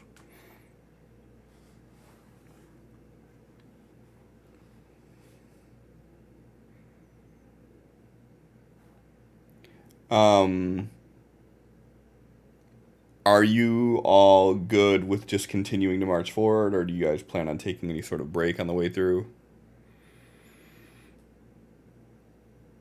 Well, I plan on just going. Yeah. Geo's not going to be the first one to say stop.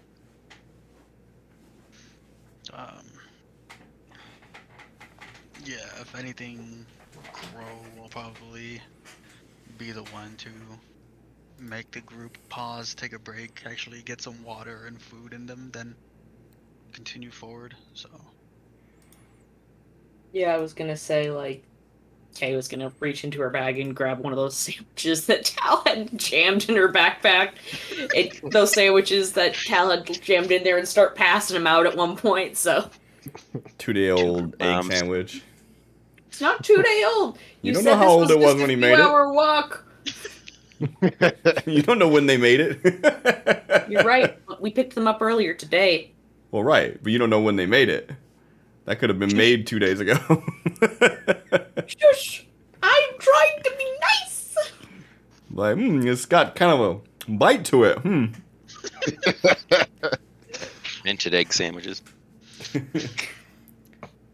We've poisoned him. This olive loaf? No, that's just turkey. Oh, okay. Yes.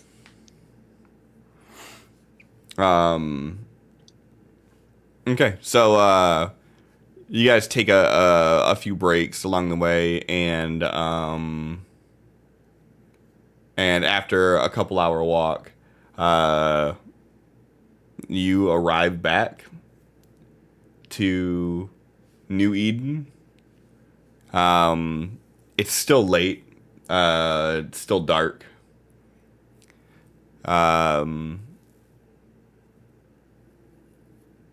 And this is really the first time that you all have been approaching the city at night like this. Once you got all the power back on. And from like a quarter mile away, you can see the glow of the city on the horizon. And as you start getting closer to it, like you can start making out signs, and you actually can see the streets clearly as like they're all lit up by streetlights, and it's almost like a beacon in this whole area. And if you look over and you see Paul looking at it, he kind of has like almost a wide eye. You can't really see his full expression because he has the mask on, but you can see sort of the glint in his eye as he's looking at it. Hope.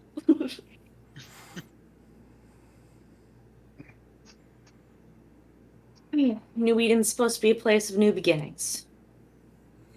Hoping that it can be that for your family too.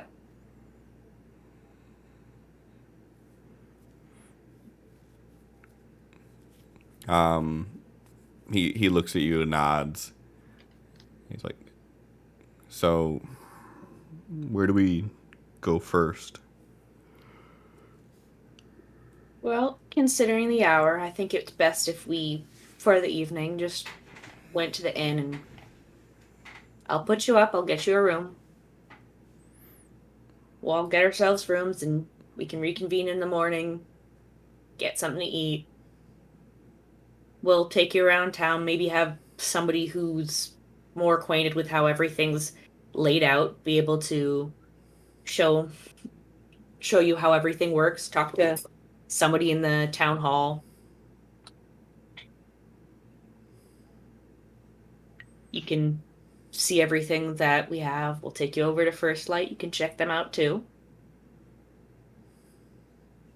And you can make your decisions from there. All right, I appreciate that.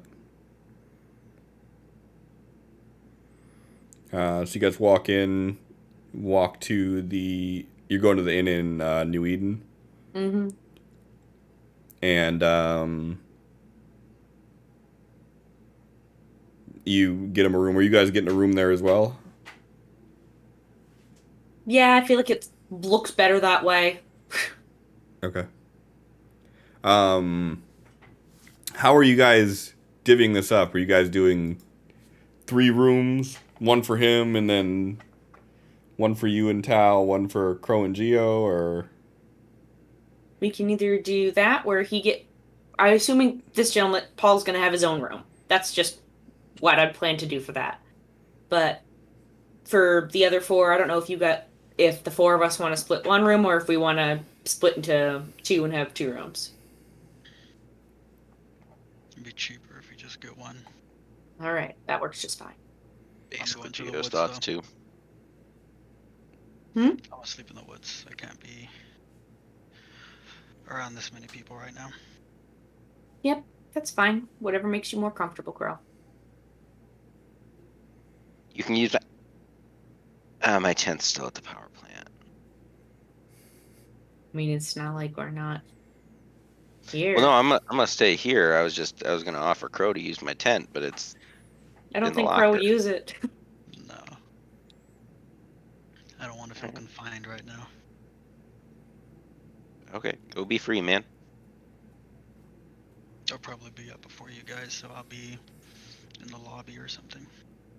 All right, see you then, bud.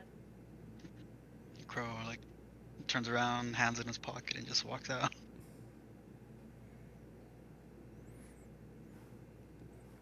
All right.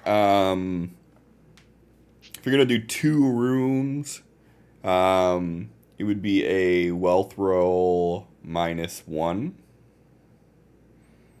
If anybody wants to chip in to make this easier, you can, or What about savings stuff? I don't know, because I only have a D4 in wealth, but I have 1 savings. I don't know. yeah. So it still would require the roll. Okay. But if Yeah, anybody save else it. wants to chip in, you can, support it. Yeah, I'll roll support. All right. So go ahead and do your support roll.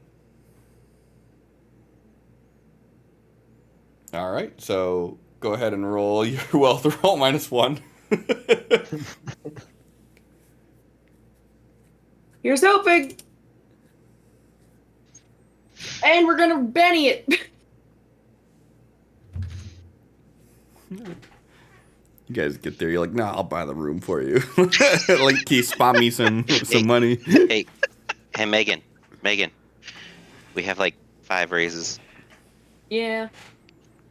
Go it. Let's use a raise. Okay. That way we don't have to use your savings die. Thanks.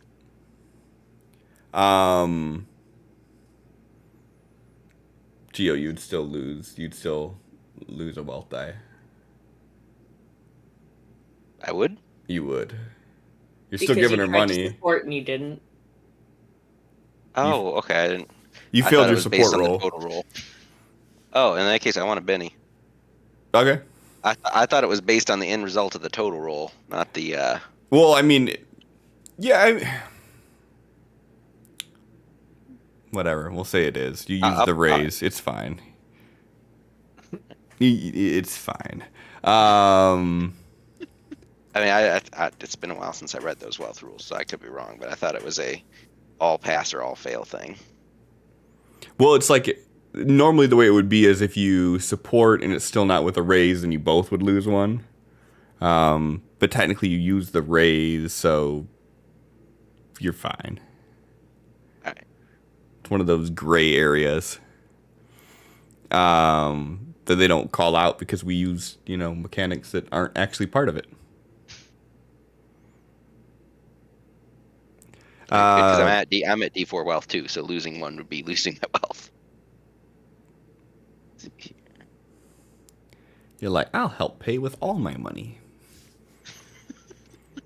All right, yeah. So you get the room, the rooms, and they put Paul in 13, and they put you guys in 19. Be black, guys. I just got a bloody nose.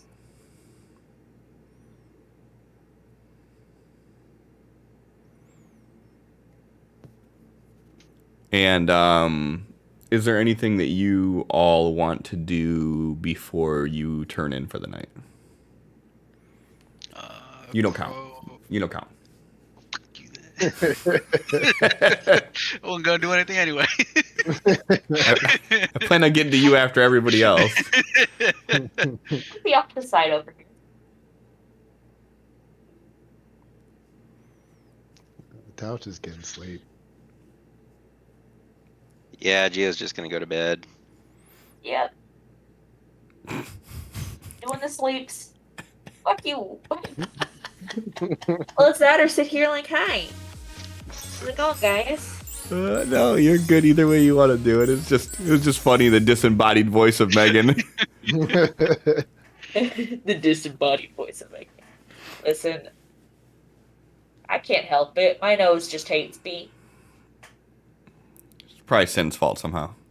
Fucking Sid, what the hell, man? You're welcome. I, You'll I, thank I me liked for it this that later. like I looked up just in time to see you look at your hand after dabbing your nose and be like, "Fuck." I'm sure you knew exactly what was happening after I did that. It was just amusing because you were muted, but I could like. That's the one word you can always tell what it is. Everyone can lip read that. All right, what's Crow doing? He's gonna go to the power plant. See Okay. if he can get into his locker. So I mean, as you get there, the door's locked. Are you gonna try to like get in any other means, or? Yeah, like go entirely around the building, see if anything is open. Yeah, I mean, so this place is like fenced off, and as we said before, with it, like the fences around the perimeter have like barbed wire on it, and then there's like the main entrance that you all go through, and when you first walked up to it and tried opening it, it's locked right now. Okay. Yeah. So he would have to like jump the fence over the barbed wire and stuff. Yep, or pick a lock, or Can't do that. Yeah, jump the fence then. okay. So it is a fence with barbed wire on it. So you'd have to give me like an athletics roll -4 for this, unless you have some trick in your book that's gonna help with that a little bit. I don't think so. Okay. Athletics. Yep, athletics -4.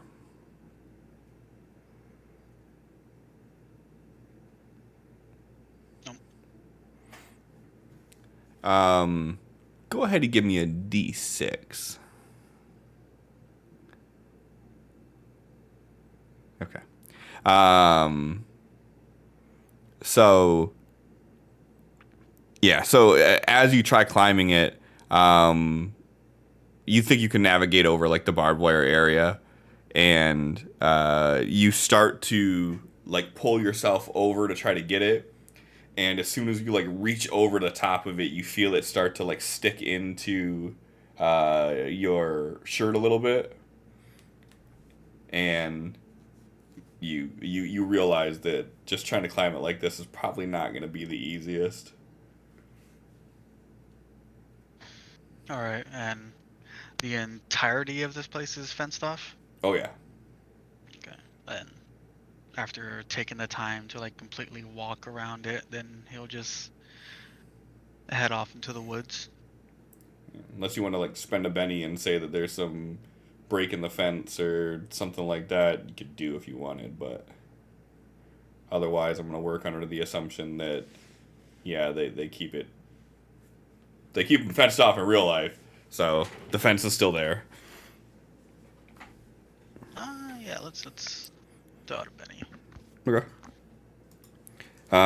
Yeah, so it's like you're moving around, and you get to, like facing the entrance, and you go around the right. Right when you get to the end of the right side, and you're about to get to the back, you notice an area where the fence is kind of curled a bit, and you feel like you could probably, like shimmy your way underneath it.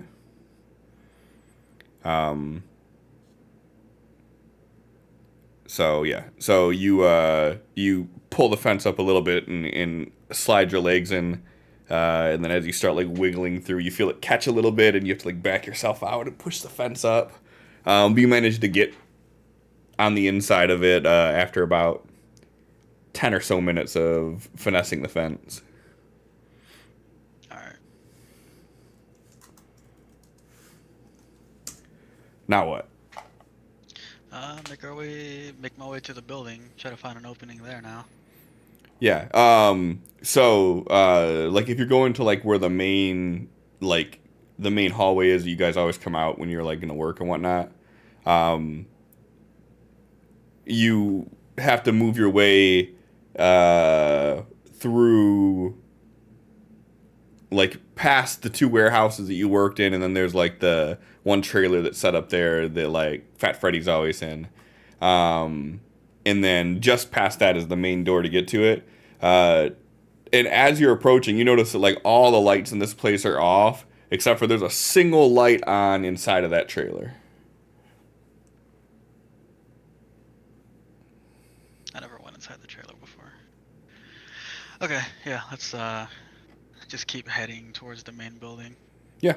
So you get to it, and you check the handle, and to your surprise, it's unlocked. Oh wow! All right, let's go in and try to find where the lockers were, where we left our stuff. Yeah. Are you attempting to be quiet, or are you just moving normal through everything? Just kind of moving normal. Okay. So yeah, so you make your way through and get to your lockers. Everything on the inside is open, like it always is when you're there. So he's going to before anything, change out of all the ripped clothes and stuff he has into his normal clothes. Then grab all of his belongings and head out. All right.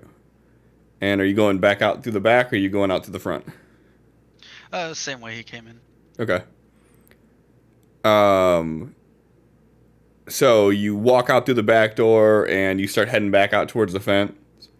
And as you're walking, you see in front of you this light up, and you see your silhouette as someone is hitting you with a flashlight from behind. You hear a familiar voice. Hey, who's in here?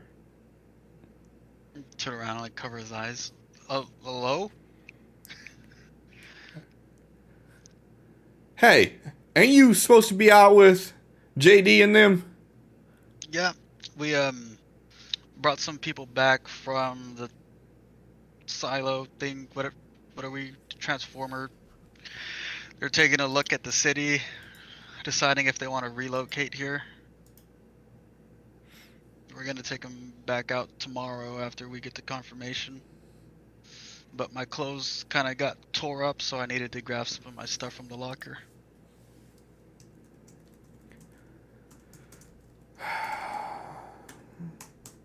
Where's JD at? He stayed. If he comes back, then that's kind of going against his boss's wishes, orders. Yeah. Yeah, I'm gonna have to let Mayor Good know that you were here. Okay. Was that a issue? I mean, you weren't supposed to be back until the job's done. Oh, just let him know I just came back. I'm a nobody. Give her a persuasion roll.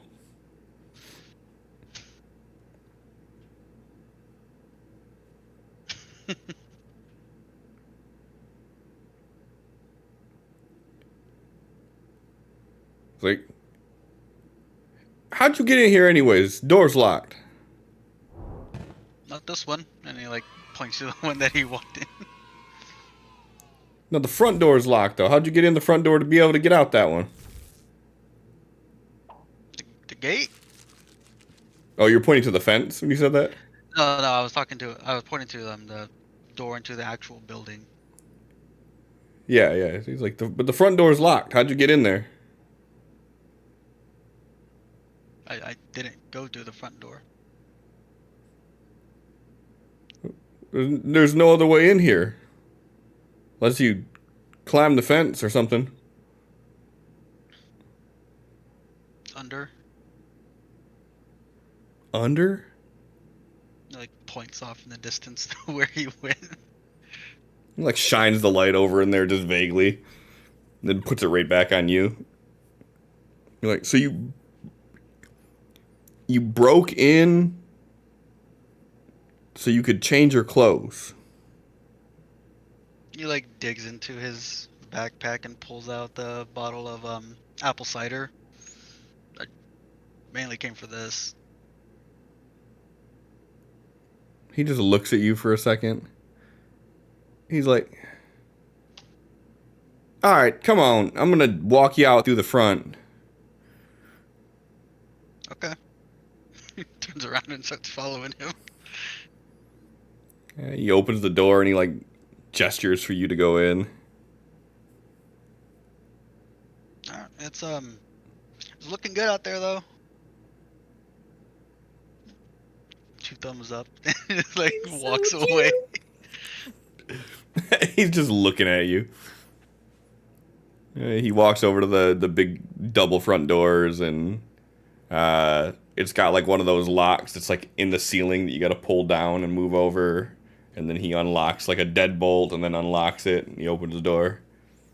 He's like, next time when you get here, this door's locked. That means don't come in. Okay. And then he's just like holding the door open, just looking at you. Just like grabs the straps of his backpack and just walks in. Closes the door, locks it. You hear it shut behind you. You hear the click. Like stay standing right there to see if he says anything. And if it's just quiet, he just walks away. Yeah, not at all. And goes and finds a spot in the woods, drinks the entire bottle and passes out. Ew. Oh, that's right. He did hear his wife's voice today. He ain't even gonna share none of that apple cider with Tal? Dang. Oh, yeah, with 3 weeks in between, I totally forgot that Gio had to listen to his fellow theater people again. And Jay played a Great. Table of Fate card for everybody.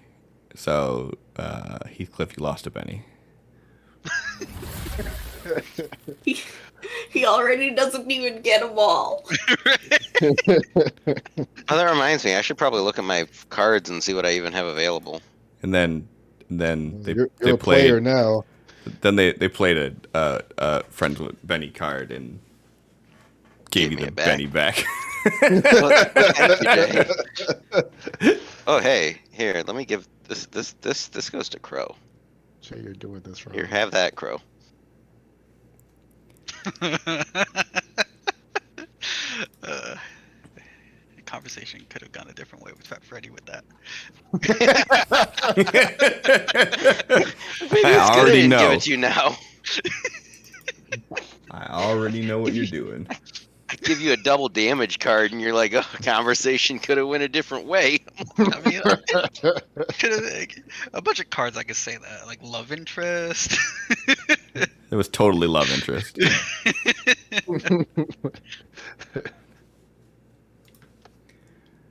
All right, so you say you finish the bottle, go into the woods, and then pass out. Not necessarily in that order.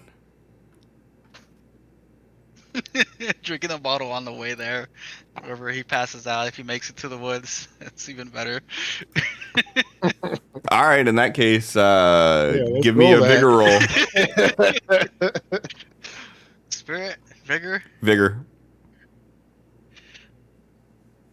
Yeah, you can make it to the woods. Boo.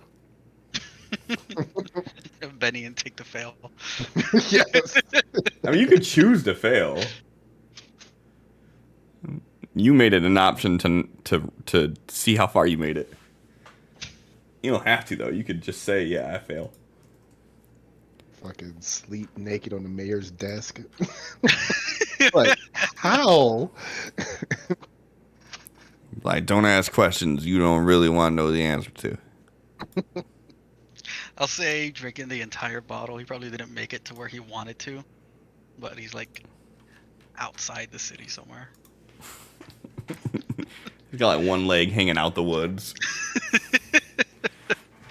Like, this bush looks soft. He's like, I think I'm gonna sleep here. That's what he said. Wakes up in a pile of poison ivy. Fuck. Not again. One leg Except just with straight the up owner in of the the air. bakery. All right, so yeah, so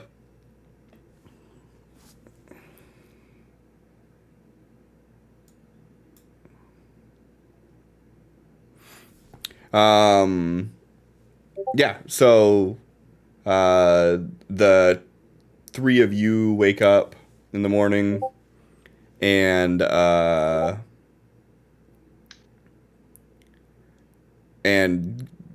do you have any plans for the morning? Like, how do you plan on approaching? Are you going to try to tour guide for him, or are you going to? The first intention would be, of course, to greet him in the morning, and considering it's Kay's favorite place in the entire fucking town, she's gonna take him to the bakery to have the good breakfast, in her opinion. Get herself some coffee, because, like, I feel like that's one of those things where it's like people miss things like that. Like, the little things you used to really love. Nice, fresh morning coffee, fresh baked goods, stuff like that, and then see if we can find somebody going to town hall that would be willing to do a quick tour or something like that. Okay. And are the three of you doing anything before you start this little endeavor? Or is it just normal morning shit and then you're gonna head out? Normal morning shit. Indeed. Okay. Oh, hey. My essence is full again. Oh yeah. Should refill my PowerPoint. That's how it sounds when you refill PowerPoints. Yeah, it's just You Not wake up mine. in A the lot of morning. weird mouth noises. You wake up in the morning. You stretch. Geo's is Just, more about. Geo's is more about.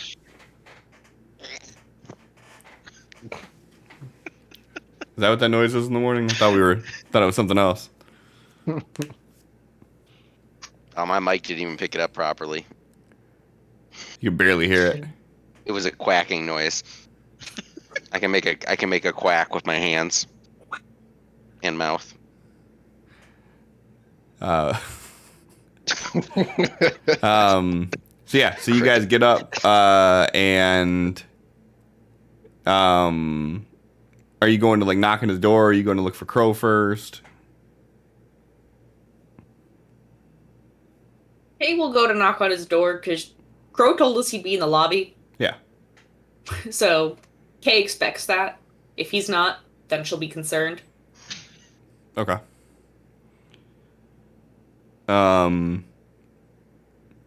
Yeah, so you go and knock on his door, and after a few seconds, you get no response.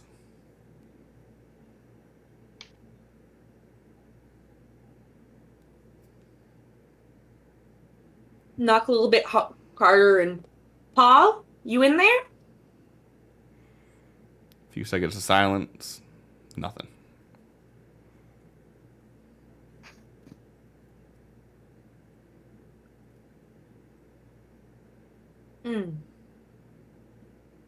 Geo's gonna head downstairs while they're waiting at his door.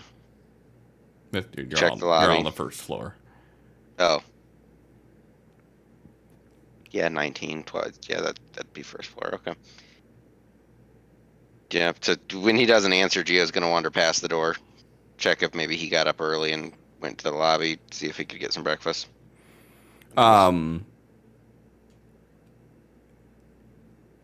How early does Crow get there?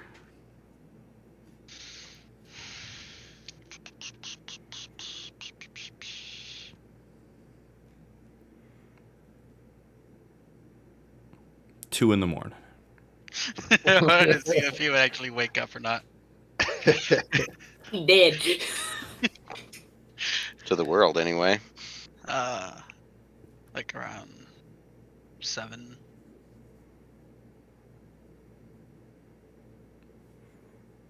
So, probably safe to say that you're still there in time for them to get up. Okay. the corner, sunglasses on, just like in a chair, slouched down. Give me a notice roll with a -2. So just flat.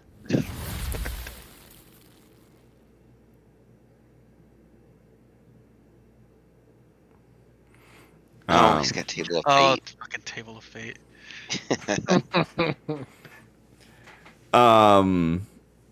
All right, so you are just kind of sitting there with your glasses on, and you're sort of like looking at your feet more than you're looking up at the surrounding patrons, and you feel like you're there for a while, but all of a sudden you would see Geo come kind of sauntering into the lobby area. I like it. I saunter now. Mm-hmm. It's the smolder of the legs.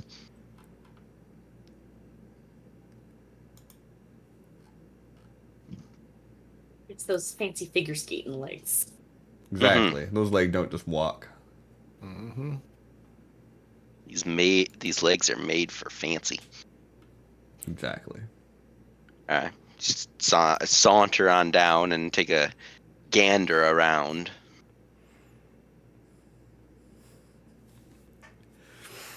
Yeah, and you'd see Crow kind of sitting in the corner by himself, and he's just kind of stretched out in the chair with his legs out and his head sort of down. Gio's gonna kind of do the whole reverse nod at him, the whole head. Like, you seen Paul come through here? Joe just shakes his head. Looks back toward where Kay and Tal are. Can I roll like a This notice? Oh, sorry. Can you roll notice for what? I'm gonna let them do their RP first. What RP? I'm already looking back toward you. Okay. I wanted to roll notice to see if I could hear like a shower running or something. Sure, you can roll notice. Because like that was Kay's first thing when they were there was like hot shower.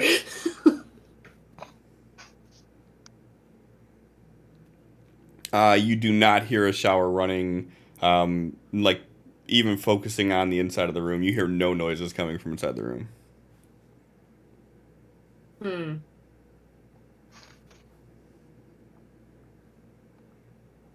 Okay, we'll go to reception, see if she can get like a piece of paper or something that she can write on write a little fucking note to send underneath the door just in case he is in there. Well, they now probably have to search the town for this man.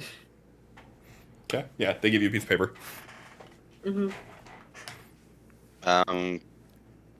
When Kay comes away from the room and doesn't seem like she's found him, Gio's gonna turn to the front desk and ask them if they've seen him.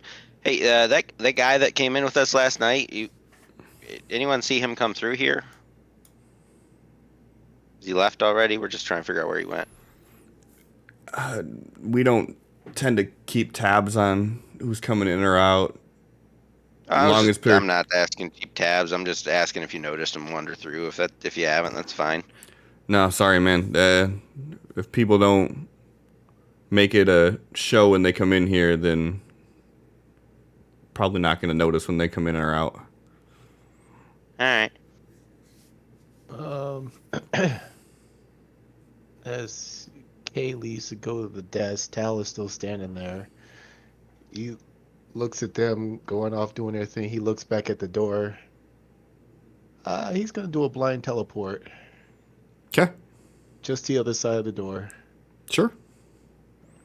Already put in the -2 penalty. Crit fail, crit fail, crit fail, crit fail. Nope. Fucking hell. Yeah, you basically like step through the door. You kind of look in there, look back, close your eyes. By the time you open it, you're inside the room. How's it looking here? It looks spotless. The bed's made. Bathroom doors open. You don't see anybody in there at all. Doesn't like anything's been used. Give me a notice roll. It's hard to tell if it's been used and he cleaned up after himself or if it wasn't used at all. Okay, but no signs of struggle or No, nothing like that. that. Okay. You're not seeing like rope and duct tape or anything just laying around. You're good. All right. Geo's gonna walk out of the inn Okay. and then just look up and down the street, see if he notices them. And if he doesn't see him, he's just gonna throw his head back and shout, "Paul!" The camera pans out and zooms to the sky, and you see the birds fly away.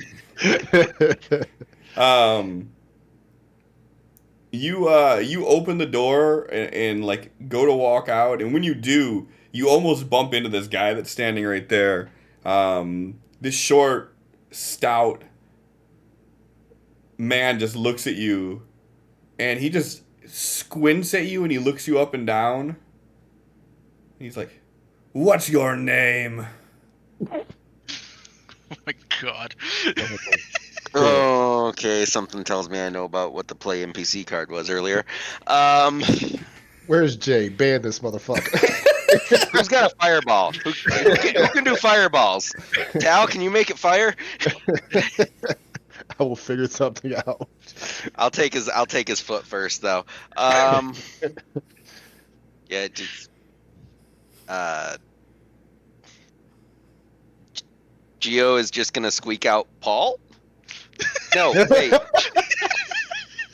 Geo. Yeah. Paul Geo. Have you No, seen just me Geo. stuff? Paul is who I'm looking for. Maybe I am too. Geo? That's gonna be awkward. I've never met anyone else named Geo.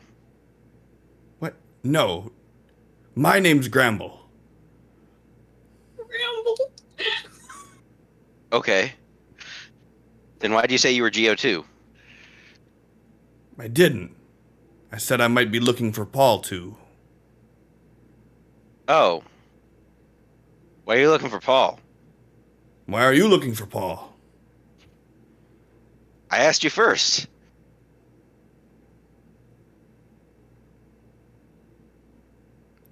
That's between me and Paul. Look, tallest person takes precedence. Ooh, give me a reaction table roll -4.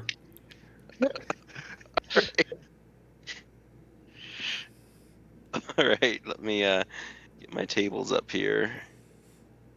Oh, did I not put my tables back on my board after I reset my computer? I did not. All right, let me just grab tables from the side then.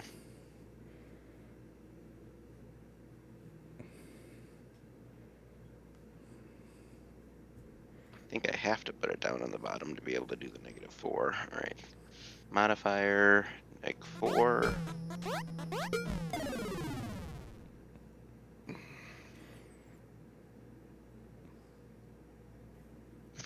That makes sense. Yeah, Um, that tracks. called shot.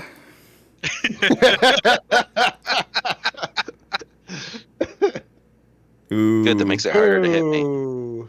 That checks out. Yeah. This is He Hey punches now, you. Wait a second. I taunted him. I should get to make my taunt roll to give him that -2. You didn't call it as a taunt.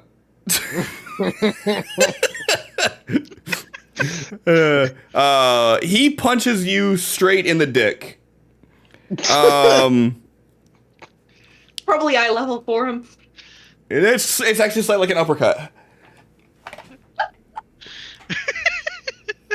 so I get.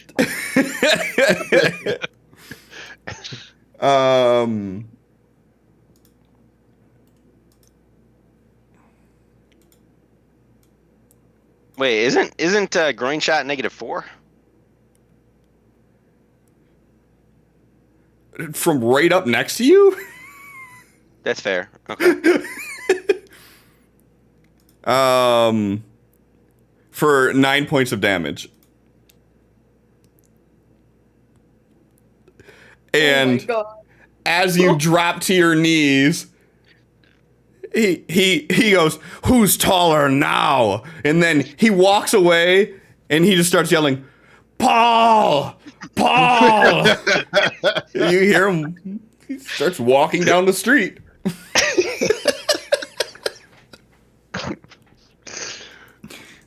Oh my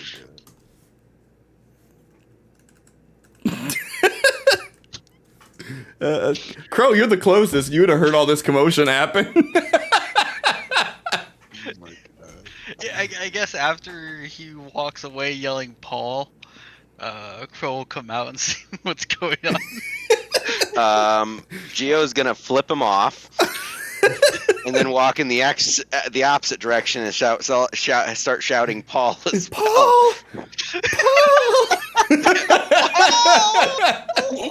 You said walk. I think you mean hobble. Yes. Yeah. Yeah. Good lord. That just happened. Geo trying to muster up the voice to actually yell out a name. And like down the block, you can still hear this voice. I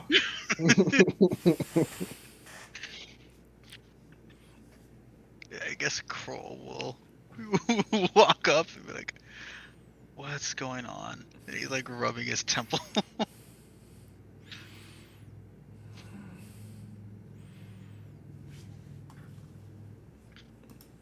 He can't even answer you. He's in so much pain. Right. Oh, you walked up to me? I thought you were walking up to Kay and Tal. It's like, we're looking for Paul. You got help? No, competition.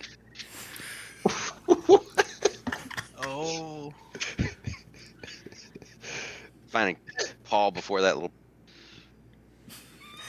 oh. Okay. Who's your friend?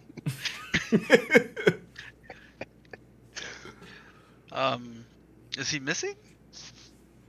God, he wasn't in his room, and the staff didn't see him go past. You didn't see him go past. I don't know. Huh. Hey, wait! I just realized I never gave him my name. But you said, yeah, you did. You said you were Geo. Oh, I did. Okay, that's okay. Never mind. That's how you thought that he was Geo too. Yeah, because he said, "Yeah, me too," and I'm like, "Wait, you're Geo too?" Okay, yeah. That was one of the most awkward conversations ever, and I'm here for it.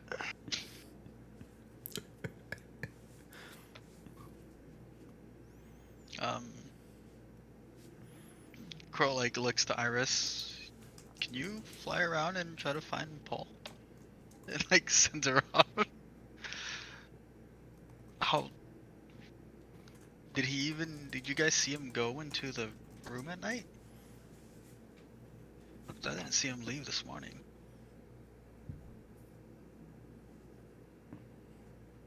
I didn't see him leave. Did he go? He went into the room. I mean, I'm just gonna go ahead and assume out of character that we like brought him to his room. That's like what you would do. Hmm? Yeah, so I mean, we brought him there.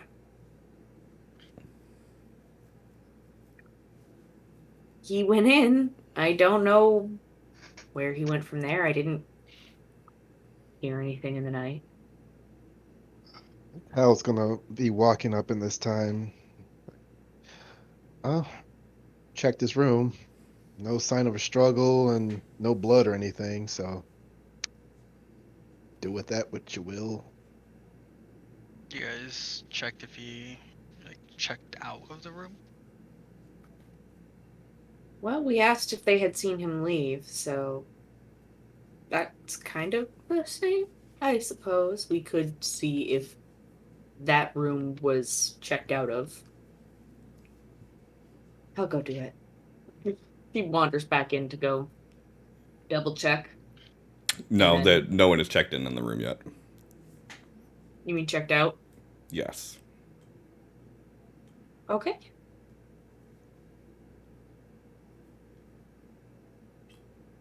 Thank you. What? Walks to rejoin the others. No, did not properly check out. Perhaps he went to go try to explore the town on his own to get a feel for it without somebody trying to grandiose everything.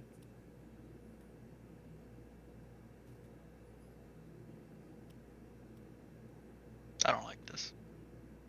Yeah, I don't like it either. I hope Iris can find him. I'm rather nervous.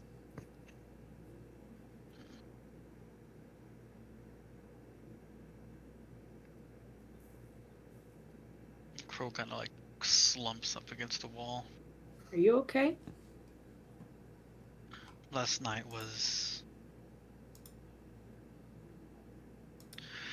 exhausting. All of yesterday was exhausting. Sorry, my friend.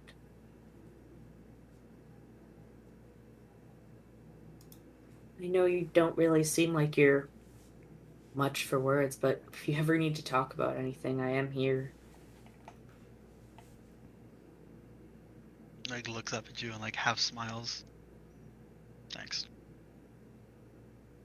This is like, besides the interrogation, this entire time he's just like not smiling, blank face, staring off in the distance. You heard somebody lost too, huh? Just nods.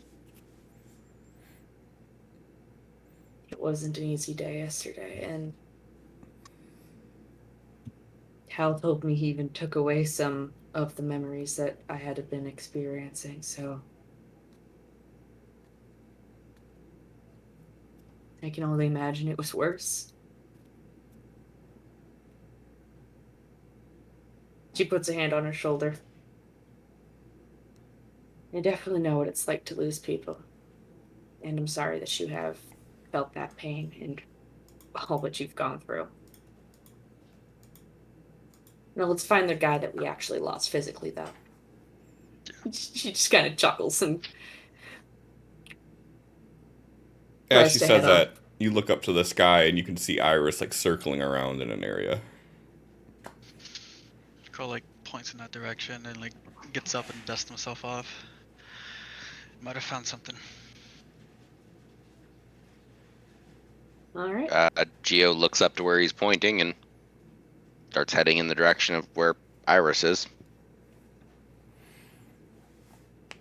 Yeah, so you guys start following the bird down the street a little bit, and you see Paul walking back towards your guys' direction.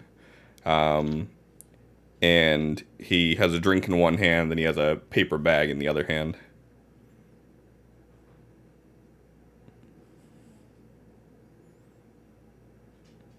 Like you're doing quite well for yourself already.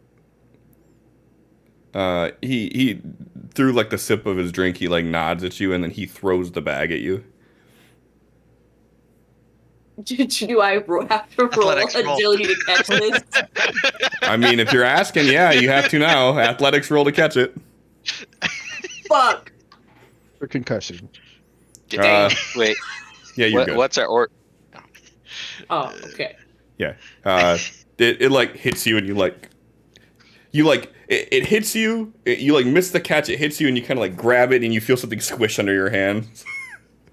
Oh no. It was a kitten. No, I'm joking.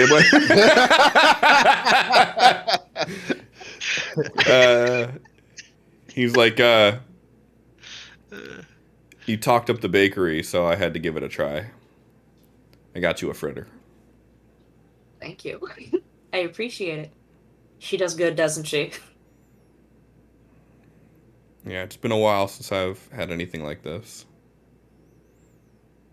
I was hoping to get back before you guys got up to give this to you, but this strange little guy was calling my name out, and I don't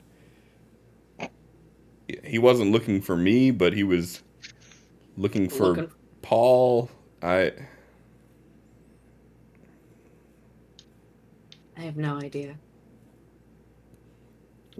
Yeah, I wouldn't trust him. He's too shifty. No, he Cal seemed all right slowly to looks me. at Geo. What? Because Kay has no idea of any of that interaction. He seemed all right to me. He was just a little. He seemed lost. He was looking for Competition. someone. Well, if he could not look for them in my pants, that'd be great. He like stops mid sip and he Whoa. shifts his I feel eyes like over we to all you. just like stop and just slow pans to Geo.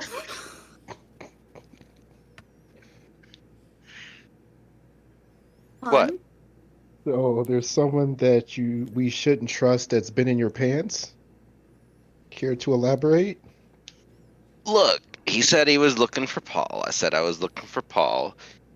I asked him why he was looking. He wouldn't tell me, and I may have thrown around a casual insult, and then he punched me in the balls. You may have casually deserved it. He was the one not answering my question when asking me the exact same question. That's pretty rude. I figure, rudeness deserves rudeness,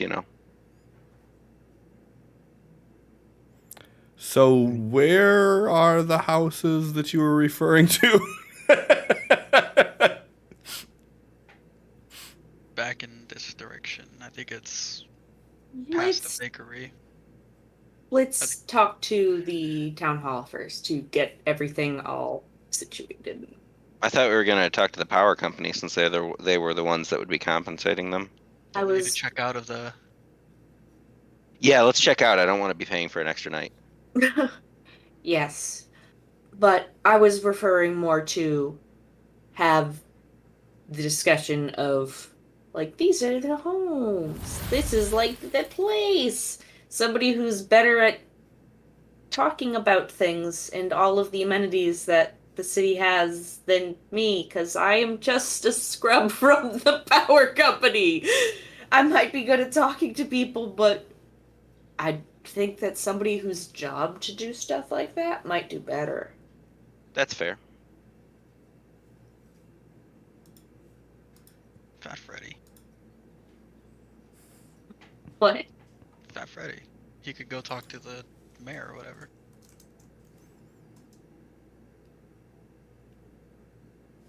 We could go talk to the mayor. Yeah, but he works as like a higher up at the power company, so he may be able to. I don't know. I mean, the secretary was able to help us out when we were asking about homes. I figured it was going to be like the same situation right now. Okay.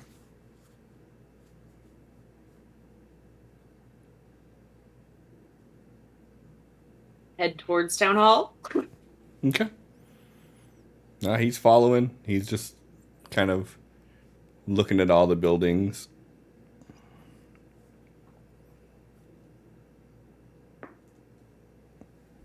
Crow's gonna try to swing by the bakery again. On the way. Sure. Getting another bottle. Okay.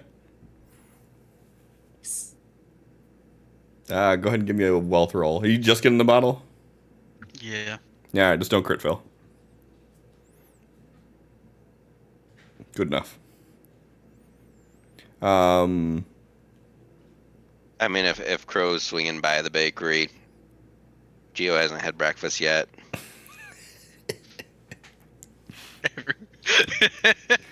Alright, let's go do this. Everyone walks into the way of the bakery. You guys walk in and Paul's like, I drummed up some customers for you.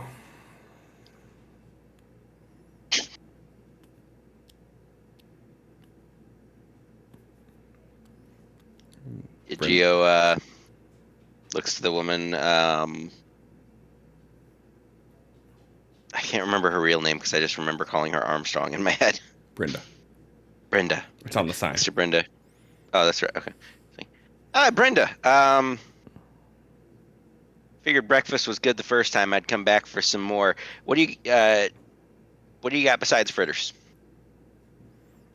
Well, today I have some sponge cake being made. I could probably whip up some fruit tarts if you want. I'll just take a fritter if that's what you have ready, but I'll be back for the sponge cake. Yeah, that'll be ready by lunchtime, and we have fritters. Well, assuming I'm still in town around lunchtime, I got some stuff outside of town to do. But yeah, he buys a fritter. Yeah, I'll take a fritter. Any cider to go with it? No, I'm good. She looks at Tal. No. I got work to do. Coffee and a cocoa, please. Oh yeah, I'll take a cocoa with mine. All right. We just go to Brenda's and get all the goods all the time. Half of this fucking campaign is us going to Brenda's and being like, baked goods, baked goods. I'm here for it. Brenda's my favorite. All right. Don't tell him that; he'll kill her. She's dead. Right? It's already happening. She's gonna eat it. No. She's gonna eat a tainted fritter.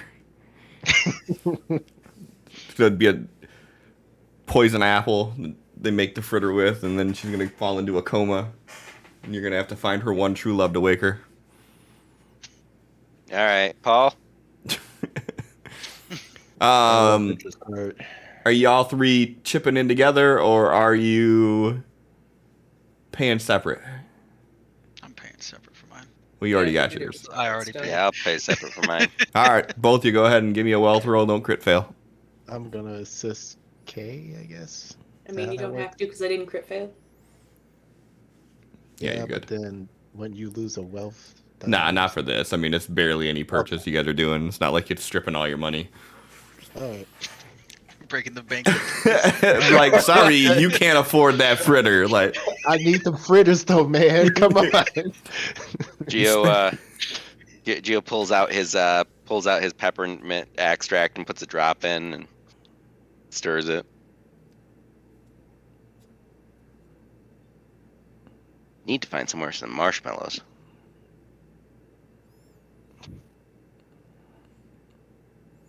new side quest. Find the marshmallows. Careful, don't want to end up in a sticky situation. Someone play the card. Do it. And Paul's just kind of like watching your guys' like camaraderie. Yep. Just of course, Kay takes her coffee and gives Tal the cocoa. And do we continue on, or is there anything else y'all wanted to do? No, we're good. Like, I just wanted breakfast. Your apple fritter looked good. Oh God. Give me a vigor roll -2. You know how to cure a hangover? I know how to delay one. Damn it. It worked. All right. So Paul kind of like motions to the door, and he's like, "Lead the way."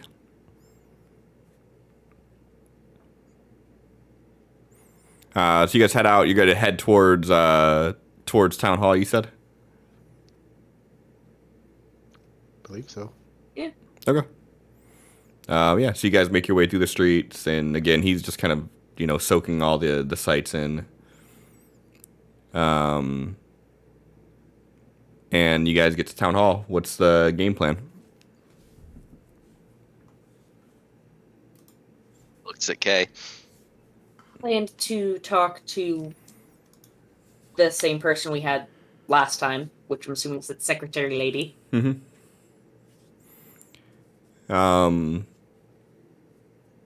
Yeah, and she greets you as you get there, and she's like, "Do you guys have an appointment with the governor, or are you?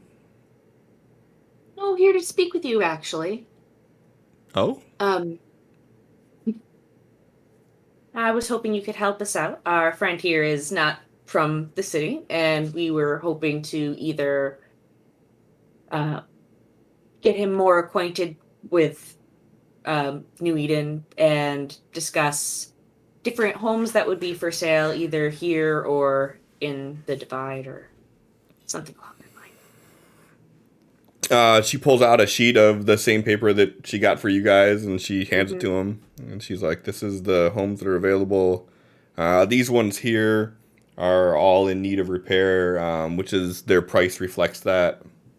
If you want something that's more like move-in ready, they'd be down towards the bottom, but uh, it's designed in a way that most people that come here fresh won't be able to get into something move-in ready, that they'll have to put in the work for it to kind of show their dedication to the city. So if you're willing to put in a little work and fix up a house, you can get a really nice one for really cheap. And if you're looking for jobs around here, Brenda's always looking for an extra hand. I think that they're full at the power plant, but positions open up there quite regularly.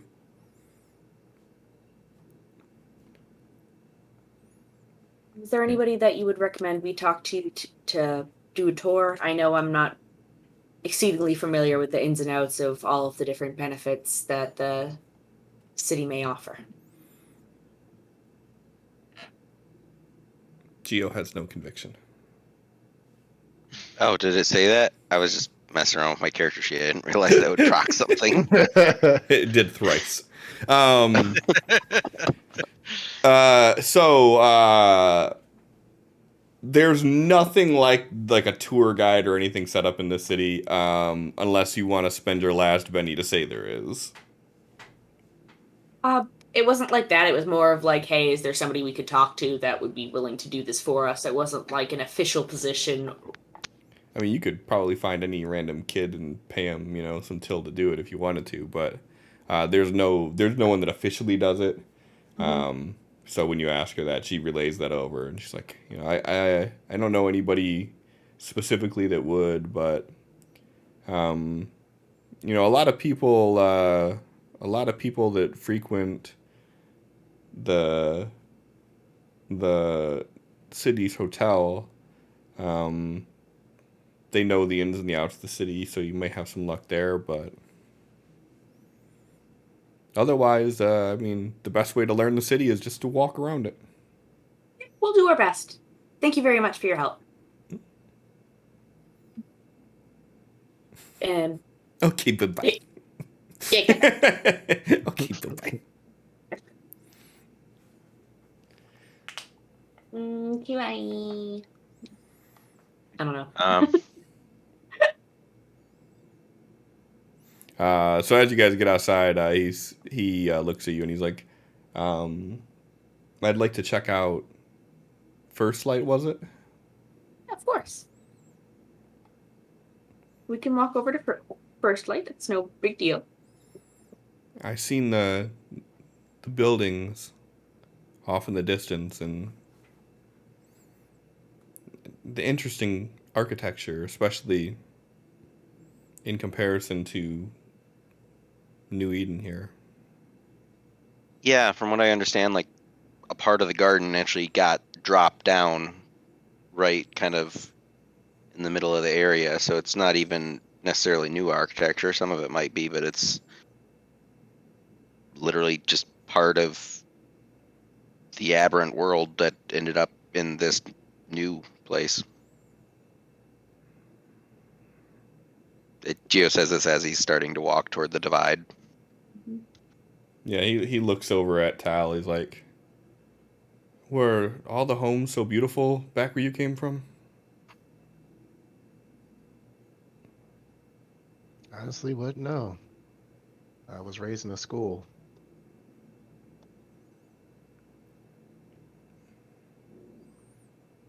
I take it that's not a good thing? Hard to say. I'm still alive. So he must have did something right.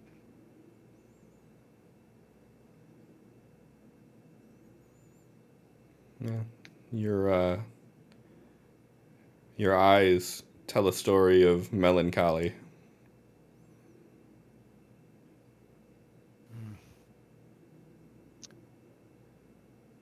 Perhaps a story for another time. Understood. So, as you guys get to the divide, he's like, "So, what happened here?" Remember how I said there used to be conflict between the two cities? The way both of them saw it, the other city had just been placed pretty well directly on top of their own. And that caused some conflict in the beginning. But there's peace treaties now, and it's different. It's not conflict anymore.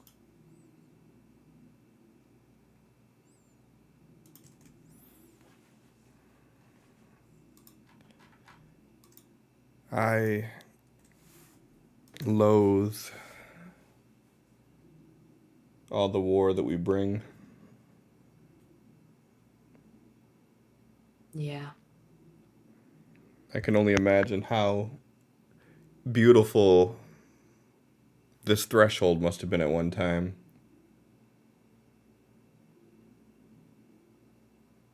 Imagine the architecture budding together. Large courtyard right here.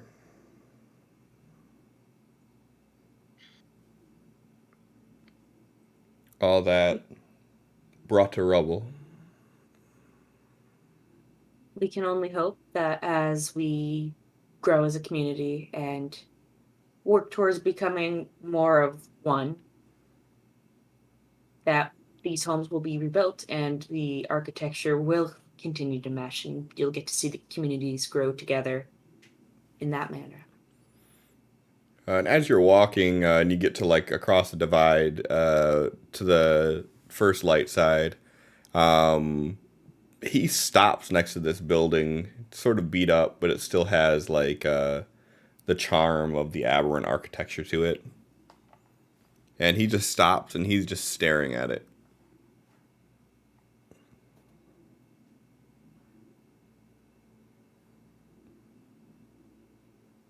Like this. It's beautiful, isn't it? It's very beautiful. This would make a great home.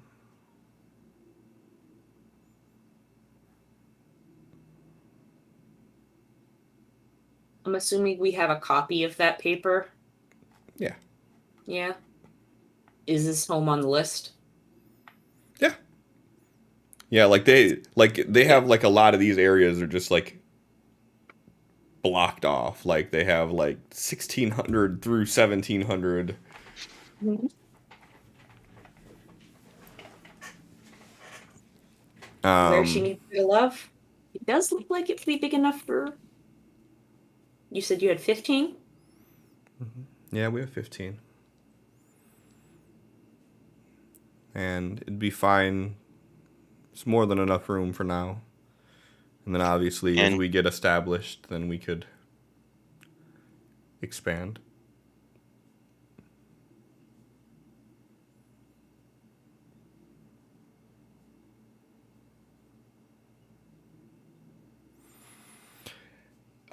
Sorry. Continue on. Yeah, no problem. Glad you see something that you like it. Who knows where we'll end up? I'm assuming we're just gonna now walk through first light. He can look around there too. Yep.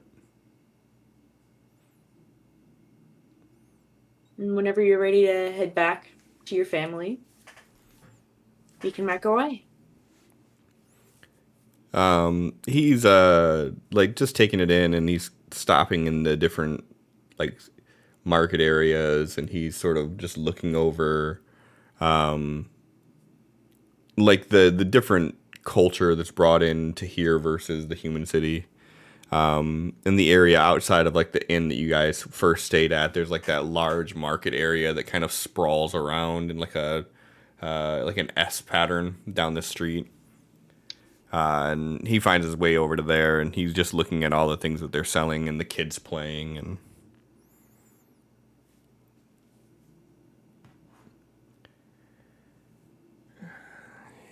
I think it's time we head back. Of course. Let's Made get your you back to decision then? family. Assuming your power company is willing to do something to help us get started here, then I think we have a deal. We should probably head back to New Eden and see if we can talk to somebody at the company to try to work out some sort of compensation deal before we walk back, start moving everyone here for them to be like, I don't know. Just want to make Yeah. sure we have everything secured for you first. Plus more bargaining power with you guys still occupying the pylon.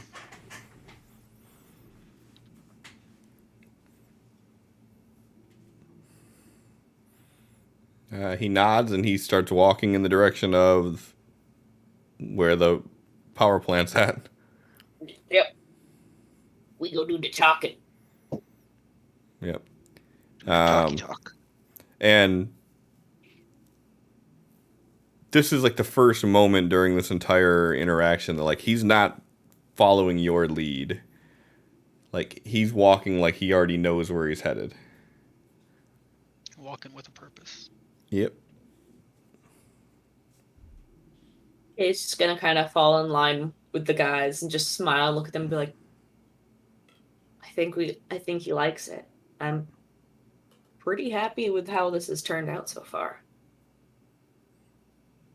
Hey, do you think after they move in here, we could like pay them to help us fix up one of these places? Because I mean, we were talking about getting the money together for kind of a already fixed up place, but if we could work with some people who actually know how to do home repairs, we could get a cheaper place for us. I'm just thinking of the future. I mean, Are you saying this out loud? only if they started the conversation. Geo doesn't really think much before he speaks, but he typically responds in the same channel, so... There's no open line link, so this is out loud. Okay, yeah, so if it was out loud, he responded out loud. And you're wanting to build a home with us after the job is done? Well, I mean, we were talking about getting a place, because it'd be cheaper than constantly renting hotel rooms and safer than sleeping in the woods. I thought we were talking about getting a place. Wasn't that? I mean, we mentioned it, but it wasn't really set in stone. It was just brought up, but then we decided camping was way cheaper and we're all capable individuals until we have things saved up to make whatever decision we will. Oh, okay, yeah, camping's good. Interesting.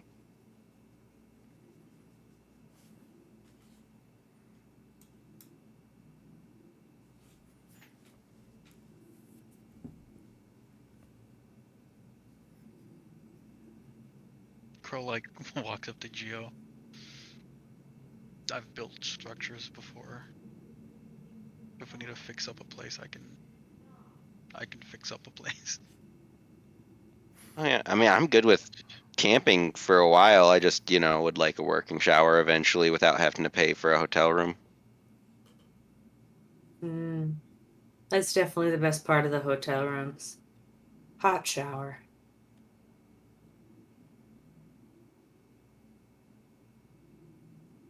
I should have taken one before we left. Yeah, yeah. I mean, I should have, yes. I'm not saying you should have. I mean, if you wanted to, you should have, but I'm not saying that. Yeah, I'm not insinuating. He's just gonna chuckle, just shake her head, just ruffle Geo's hair and go, You don't have to worry, I didn't take offense. That's good. I wouldn't want to get in trouble for stealing.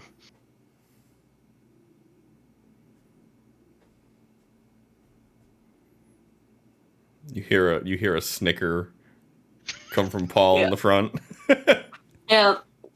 I'm sure everyone heard, like, the face palm of Kay. I'm sure that smack was loud enough where it was just, like, everyone just, like, knew she face palmed from that. You hear the echo of smacks as everybody else in the city does too.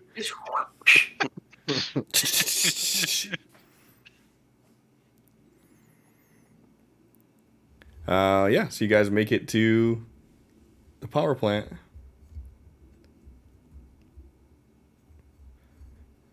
And Paul sort of looks to you. And he's like, so,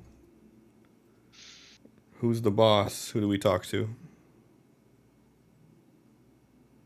Well, Freddy's the foreman. I'm pretty sure JD, who's back at your place, is above him, but I'm sure we could have Freddy direct us to who would be best to speak with on the matter. Yeah, let's go talk to Freddy.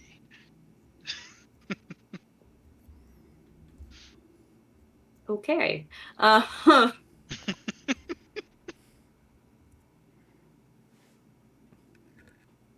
In we go. Yeah, going to find Freddy. All right. You guys walk in, and the place is alive. People are there working. And you go out to the back and into the foreman trailer, and Freddy's in there at that desk he's always at. And he turns, and he looks at Crow. Probably smiling. You back here again? Yeah. Again? Furrowed eyebrows looks at Crow. Looks back at Freddy. Anyways, so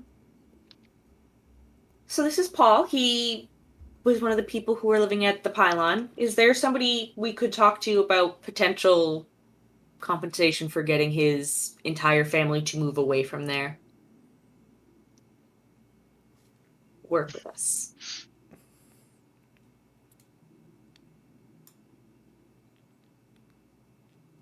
You lucked the fuck out. He's like, only JD would really have the power to authorize that. Of course he would, right? Unless you want to talk to the governor. Well, I mean, the But main we would need an compensation. appointment to talk with the governor. No, that's the point. Yeah, So? he's JD's boss, so. Okay. I hadn't realized that the governor had this. He helms pretty much everything in the city. Shows Yeah, how much I paid attention during orientation. She just chuckles. All right. So, good to see you, Freddy. See you tonight, maybe tomorrow. We'll find out. Yeah. Well, actually, how hard is it to get an appointment with the governor, Freddy? It's easy. Just go to his office and make an appointment. Do you know how much of a wait there usually is? Couple days, sometimes same day. Okay, then yeah, we'll just talk to JD when we get back.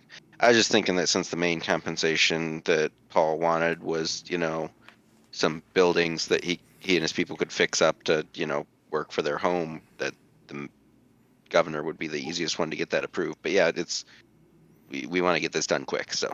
Yeah, let's just go talk to JD. Right.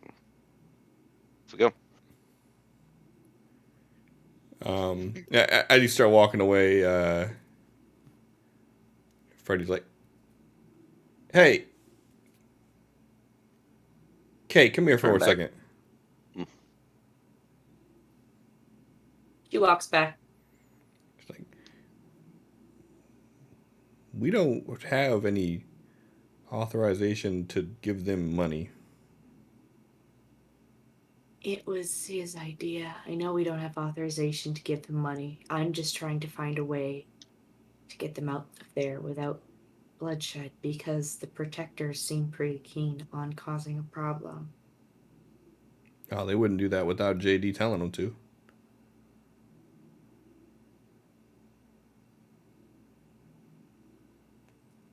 Again, we'll see what we can do. I'm just trying to get everybody out of here alive.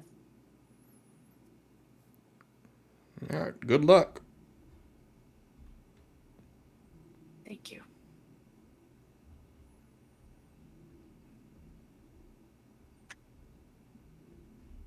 And See you, Freddy. we go. I won't be seeing you tonight. Get out of here.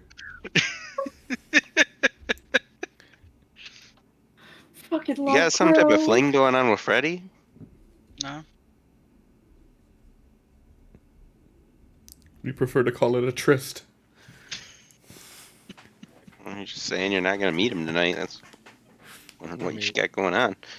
Did he get in your pants? No?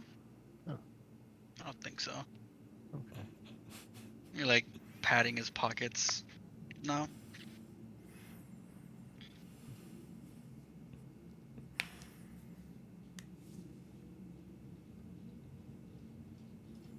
Does anyone else have any random friends we might run into or encounters that the rest of us don't know about?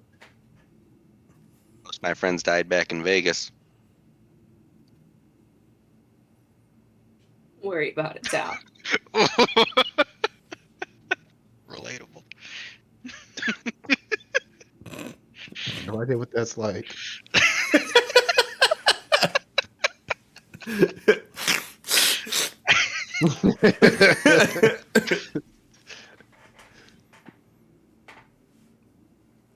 Uh,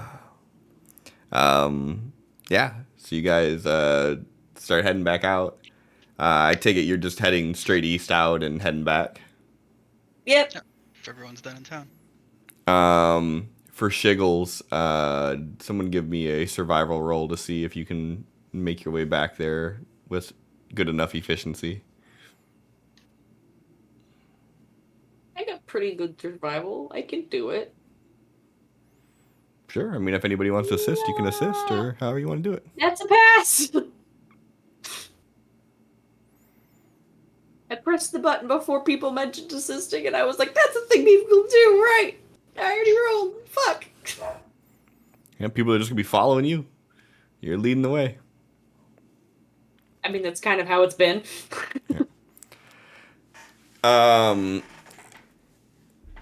So yeah.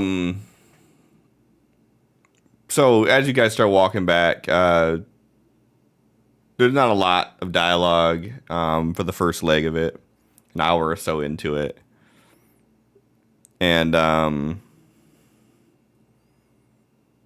Paul's like, I'm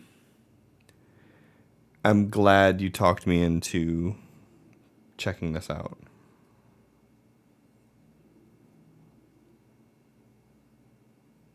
I'm glad I did too. Be happy to see you and your family.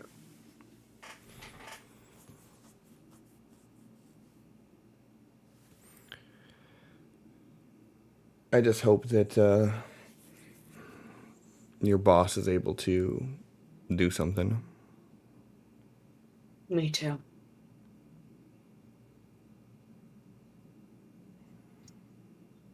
Even if things don't go to plan and you still want to move over here, I'm willing to help with whatever I can. Same. I mean, I can't carry much, but I can hold the nails while you hit them. Yeah, I appreciate the offer on that. I might take you up.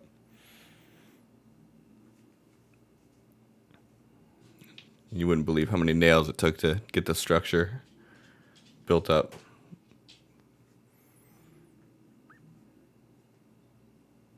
I mean, it's a pretty impressively large structure, so I can only imagine. Did you cut down those trees yourself? I noticed some of the pieces of wood were just logs. Yeah. Most everything that we had there was just from what we salvaged around the area. Even a lot of the plywood that we had, we found an old RV that we stripped the wood out of it. And we used a lot of the mechanical parts from it on the inside.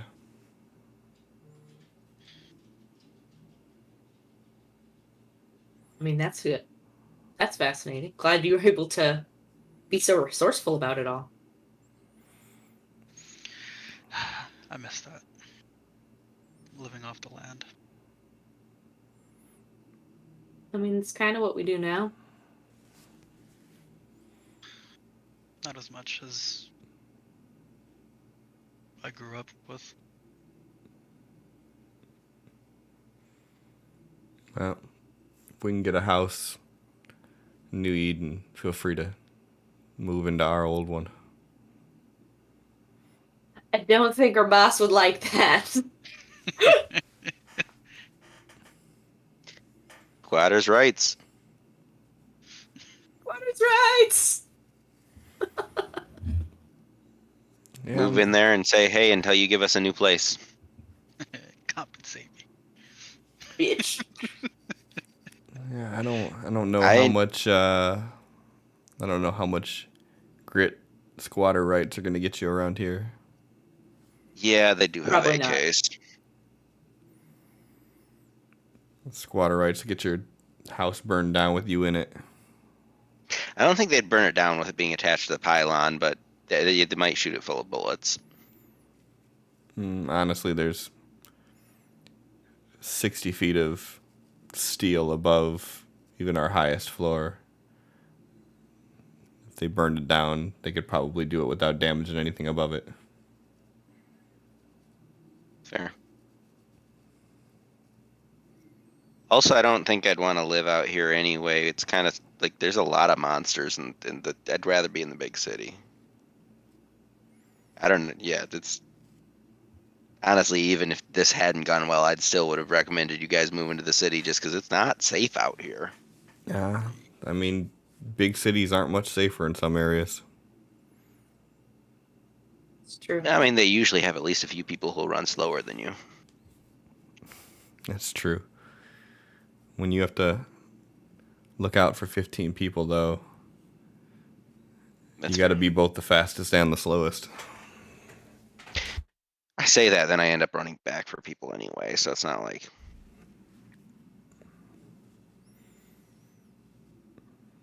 Thanks for trying to look out for SGO earlier.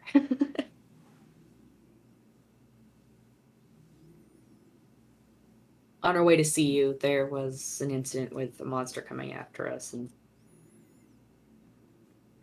he kind of ran back to save my ass. Was there gunshots? Yeah. I thought I heard gunshots earlier.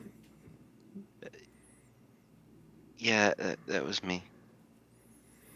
That's how we had the beat on you when you walked up.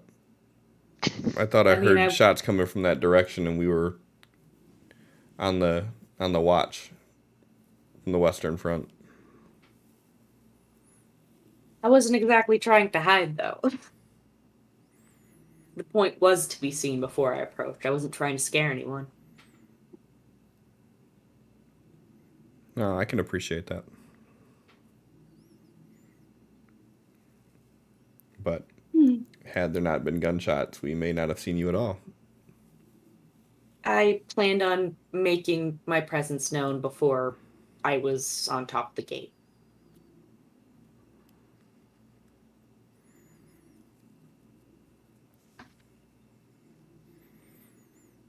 You guys are about 2 hours or so into this walk. You're a little bit more than halfway to where you need to be. Everybody go ahead and give me a notice roll. I'm going to say everybody is at a -2 except for Tal.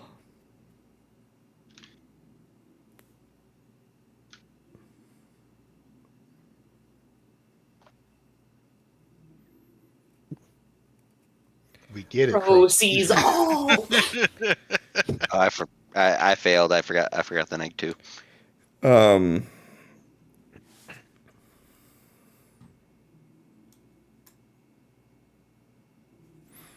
So as you're walking, Paul like nods up and points to the sky.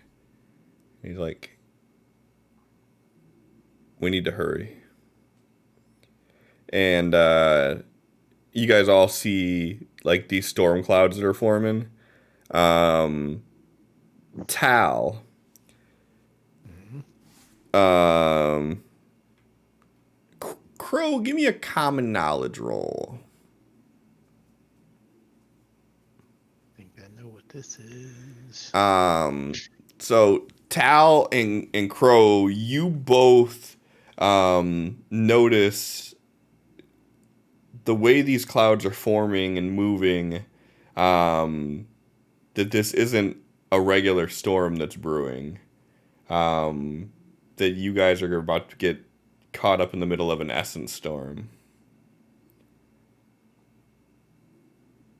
And Crow and Tao, almost at the exact same time as you notice this, you both start to feel the hair on your arms stand up.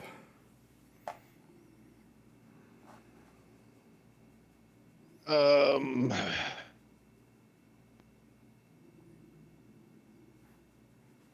So I think we established last time that there is like every essence storm is typically like tied to like a different type of essence. Yeah, I mean it could be multiple, but it's usually like the polarity of like one type of essence is stronger than the rest. Yeah. Right. Can I roll like maybe spell casting to see if I can determine what type it is? Sure. Do a spell casting -6 just to balance it out. Can I do a survival for the same thing? Sure. -6 or No, you're just fine. Tal's got fucking D12 plus 2.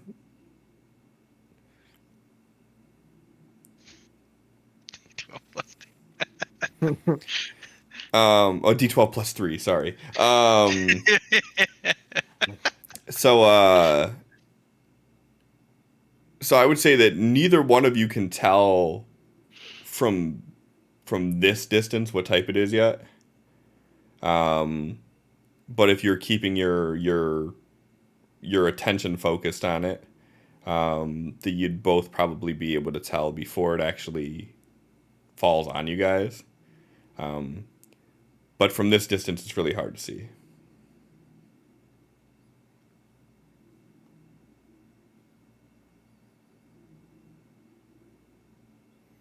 Okay.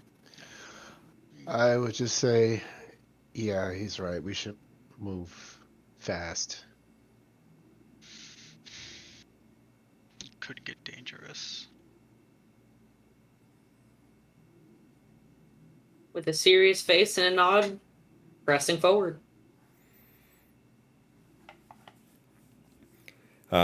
Yeah, so you guys pick up the pace and start moving towards your destination, and 10 or so minutes into this, you realize that you're going to get hit by this. The sky is starting to swell, and as you're all seeing this approaching now at this point, does Geo or Kay know about essence storms? Well, it's not like we weren't in Vegas when there was the one that happened during in- before. In Vegas proper, though, Right. it's a lot. You may see people acting weird and like you may see that, but there's a difference between actually someone explaining and understanding what the hell is going on. I Suppose it depends on if there was someone to explain around when I encountered the Essence Storm in Vegas. That's what I'm asking you. Geo knows nothing. Okay. Unless Tal had seen something in their travels and he explained it to her, she wouldn't know much of it other than just what she experienced when she saw the one in Vegas. Well, Cliff, 18 months. How often or how frequent are essence storms in this world? They're not super frequent. They would happen about, think in real life about how frequently like a severe thunderstorm hits.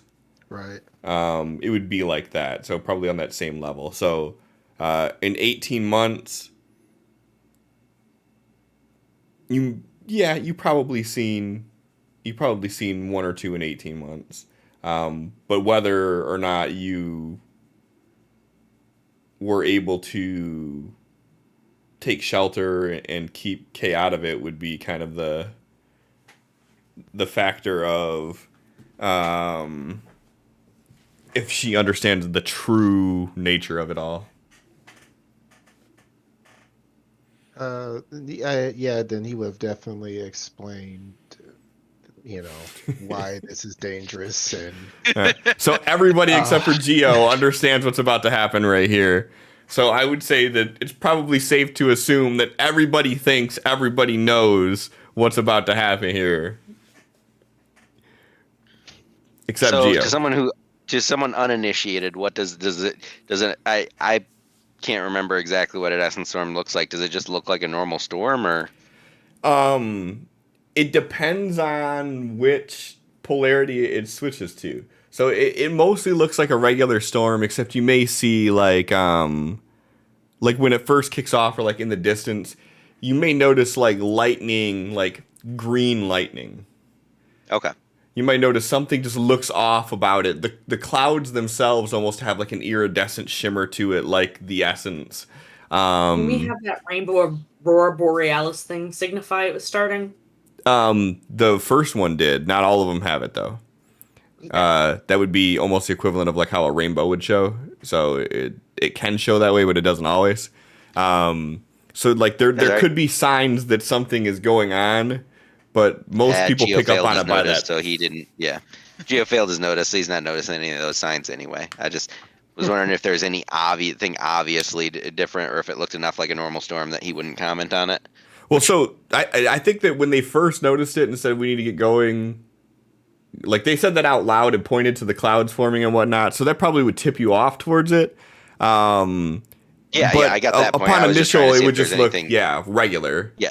But Okay, as yeah, this so is that's- starting to get closer, and it's like impending that you're about to get stuck in the middle of this, you would start to notice, things are kind of funky.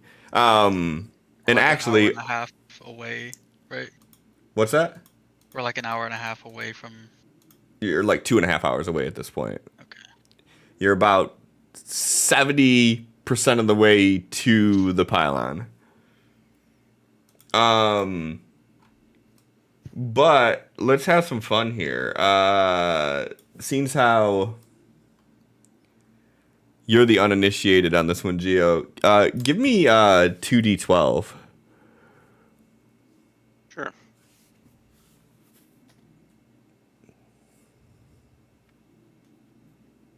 Ooh. Ooh. All right, so that broaches into 3 of them then.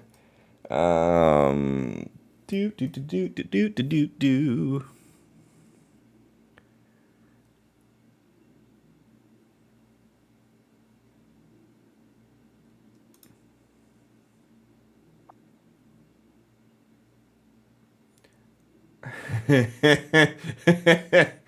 All right.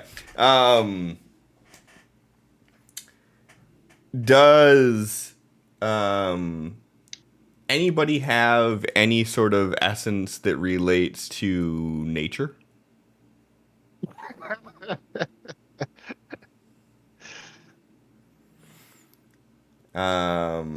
Would you call Earth nature? Uh, Rocks? no, that's more like geomancy. I'm talking more like biomancy, so like Okay. actual life. Okay. I was about to say, rocks? We got Would- chronomancy, geomancy. You're There's a lot. chrono.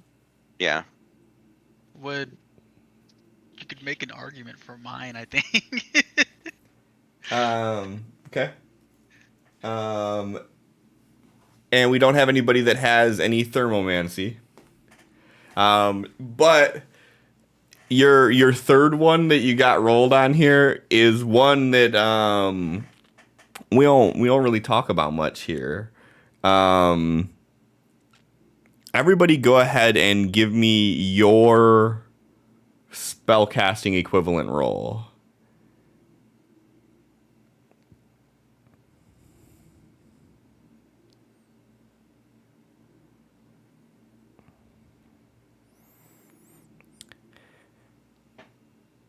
Tal, give me a common knowledge roll, and I'll let you do it with a +2 due to your spellcasting roll.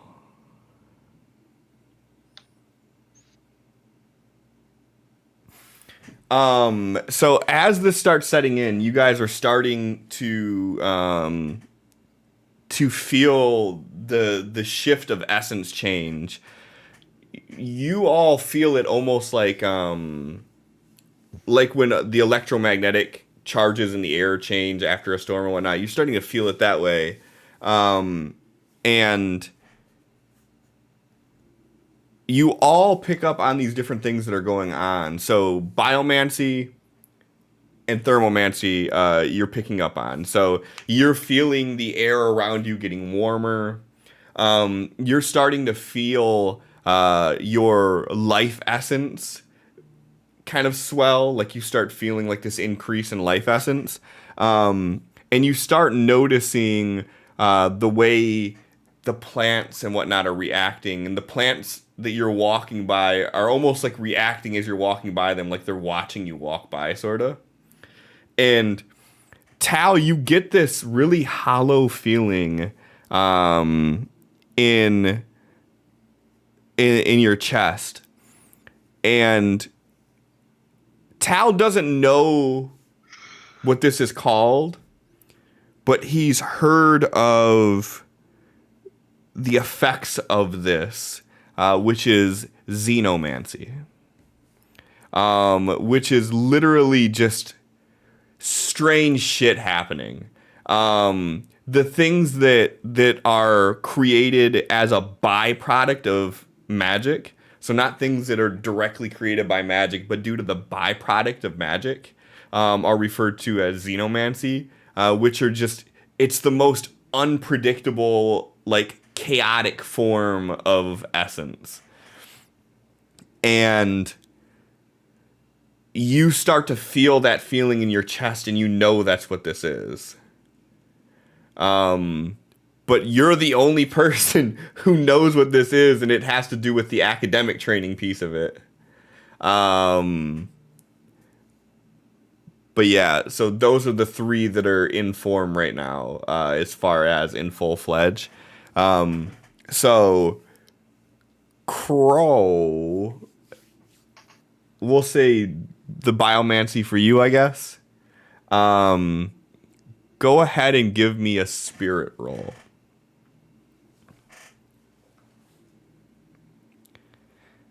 And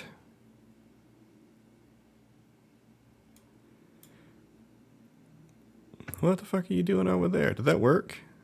Oh, that was such a good roll. That's not great. So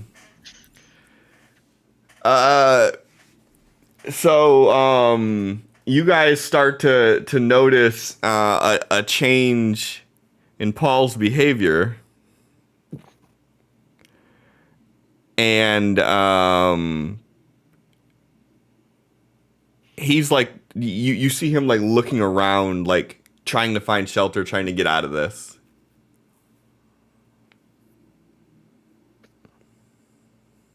You all right, Paul? He turns to look at you, and when he does, his eyes are blood red. Holy fuck. And he's like, we need to get out of this now. Yeah, I think something's weird's going on.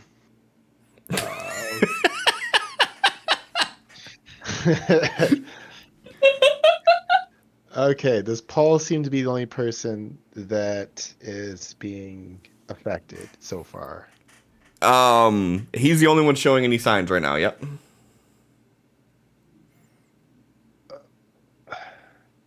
Yeah. That's not normal. He points at Paul's eyes. That's not normal. Pretty sure storms aren't supposed to make the area hotter, and I think that grass is watching me. So I don't. The Um, apple fritter might have been off this morning. Cal's going to grab Paul by the wrist, and his hands are going to start glowing. It's like, I don't know if this will work, but this will give you the best chance at making it through this. He just looks you dead in the eyes and says, "Do it." Okay. And we're gonna cast environmental protection as Tal has been able to successfully identify what type of storm this is Mhm. to try and shield him from the effects of it. What environment are you going to protect him from? Just the current one within the storm. Which of the three are you choosing, though?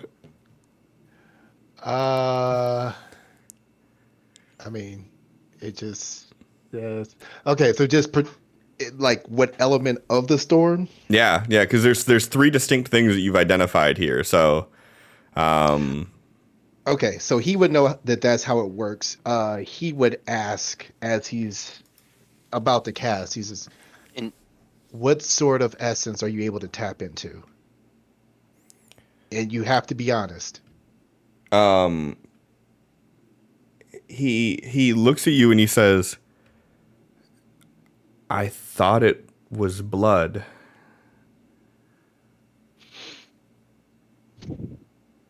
What are the options? Biomancy, thermomancy, or xenomancy. Shit. Biomancy? Okay. So what do you get with a raise? Uh, I think environmental protection is one of the few ones that doesn't give you anything on a raise. environmental Oh no, reduces just damage from like source. So if there's any damage that's involved, it would go from a 4 to a 6 on a raise. Okay, no, that's actually good. So the way that we had to do this before, when you're caught inside of this stuff, is that like any prolonged exposure to it, you're gonna have to roll increasingly difficult spirit rolls. Mm-hmm. So I'll give him a 6 point padding on it then. So as you cast it and like this shimmer of purple kind of rushes over him for a second, you see his eyes that are just blood red, and you see it almost looks like the blood sucks into the pupil. Like you see the eyes back to white. And he gives you a nod, and then he's like, "Let's go." And he starts running. I can feel this affecting me too, right? You can. All right, let's follow suit. Yeah, you feel a sort of primal urge clawing at the surface, and you're able to swallow back these feelings. But you've definitely felt this sensation creep up on you before, just never out of the blue like this. There's typically a trigger. Let's Benny that.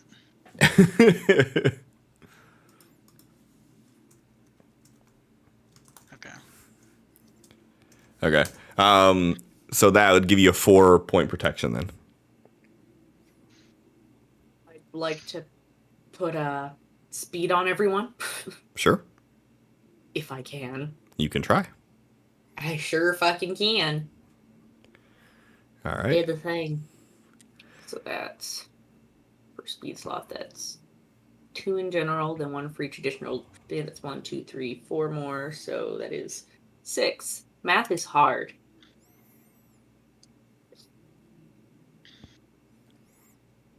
All right. So you guys start running through as the clouds are beginning to form overhead and the sky is darkening. And as the sky is darkening, it's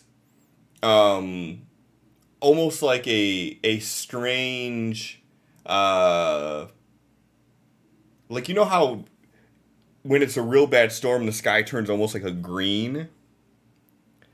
It's like that, but it's a gradient down to like this pale orange around the horizon line. Um, and as you are running through, off to your guys' left, you see this pocket of area where there's this weird haze. And when you look at everything through the haze, it is in black and white. And you are seeing like TV static. Okay, that. Let's not go there. As the group starts running, Crow is going to fall back a little bit, like 100 feet. And as he's falling back, the bones start piercing out of his skin and wrapping around his face and arms and stuff as the spell takes effect on him. Everybody, go ahead and give me a spirit roll. Geo, you can do yours with a +4.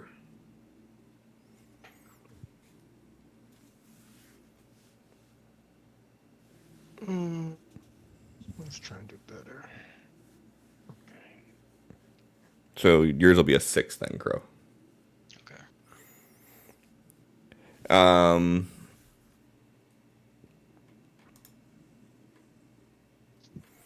All right.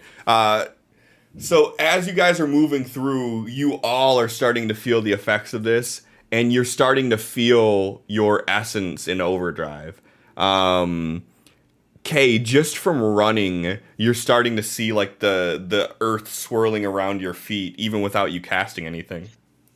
The earth is already swirling around everyone's feet, though, because she has the speed on everyone. So they're all being kind of propelled by dirt and rocks. That's fair. You're feeling like the effects of like your essence just firing on all cylinders. Geo, as you're like moving and you're like watching your arms, you're seeing like the trail of motion blur from your arms, even though you're not actively using any powers. Frankly, that kind of makes him a little more comfortable. From his perspective, when he throws speed on, he's used to like the world kind of slowing down. But Kay's speed is more him speeding up, so it's kind of weird. He's like, "Oh, the blur is back. That's good." And if you're looking at Tal, you would see, like as he's running, like this sort of coursing of like pulsating purple energy, just like rushing over him. And then if you guys look back, you would see Crow about 100 feet back. And as bony. As you guys continue to move forward, you're starting to see more of these pockets of this haze where everything is like black and white inside of there. And as you're passing by it and you look through, you see like however you gaze through this thing, whatever you're looking at is in black and white with that static. It like almost follows you like a 2D plane. Geo will also fall back a little bit, just like 30, 50 feet. Okay. Crow will yell at Geo like, "Go ahead, stay away from me." Yeah. He catches back up a little bit with the group, but he's still like between the two. He's still doing his whole stay between the group when it splits up thing. But he's like, 20 feet behind instead of, halfway. Um, Well, 1 second. That's assuming he even hears him over the storm from 50 feet away. I would say he probably growls at you loud enough that you hear him. He hears. Holy shit. Yeah. Yeah, he's like. So with your notice roll that high, you would notice the bones sticking out of Crow, which I think you've seen it once already during the fight with the bears. you would see this beginning, not quite in full fledged like it was then, but the markings of it starting. Oh, Mr. Mercer's back. I catch up with the group the rest of the way. It's like I hear him talk and look back, see him transforming. I'm like, he can handle himself. Got this, buddy. Everybody go ahead and give me a spirit roll -2. So for Crow, you can do yours with a +2. For Crow. For Crow only. Okay, so everyone else is Oh no! Hold on. We gonna Benny some shit first. God damn it! Doesn't matter. I already fucked us up. Earthquake, bitches. No. Where's my spirit? There it is. I always fucking crit fail when it's important. I want to see Tal fail. I think the entire group just failed except for Crow, Yup. who already failed last round. Y'all got bennies? I don't know. I kind of find it amusing that we all failed. Like, if I was the only one to fail, I'd Benny it, but There's nothing I can do. No, you failed. sure. I actually, being the only one who recognizes the storm, being the only one who makes it. Well, I mean, Crow made it this round, but yeah, sure, I'll Benny it. Okay. There. -2 to 5. Should be -2. Should be that's 5, but Yep. still. Tal?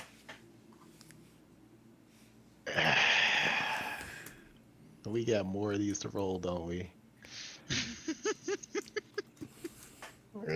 Fuck it. YOLO. Some uncontrolled dark matter out and about. It only poofs things out of existence. Yeah. Real good to have beside your friends. All right, so you guys start feeling the essence building up even more, and all of you almost get this sensation of the first time you used essence and how it kind of just uncontrollably happened and you didn't really know. You all start getting that feeling again, like you aren't quite sure what you're doing. And this feeling actually spills over for Kay. Her eyes start to glow. This visible light in the darkness of the storm.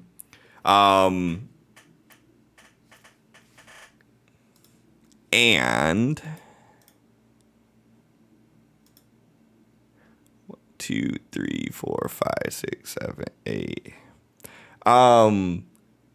Okay, give me a D10.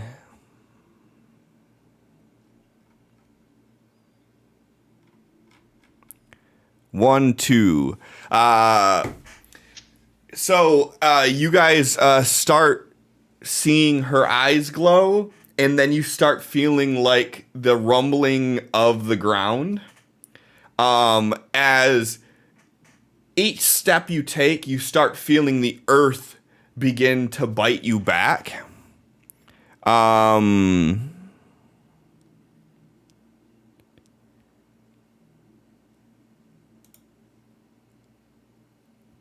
Everybody give me an athletics roll, please, except for Kay. Sorry. Fuck. That is not something I do. Is this balance based? Okay. It could be argued that it is. All right, I'm gonna use my acrobat to get a free reroll then. Okay. Just try for that raised. No, still just a single success. You start feeling the ground biting you back as your feet begin to sink in and the dirt kind of swallow your foot, as Kay begins to mass cast Entangle uncontrollably. So you're running, you're feeling the ground snapping out from behind you. Let me do this, -2. Okay. And as you're running in the distance in front of you,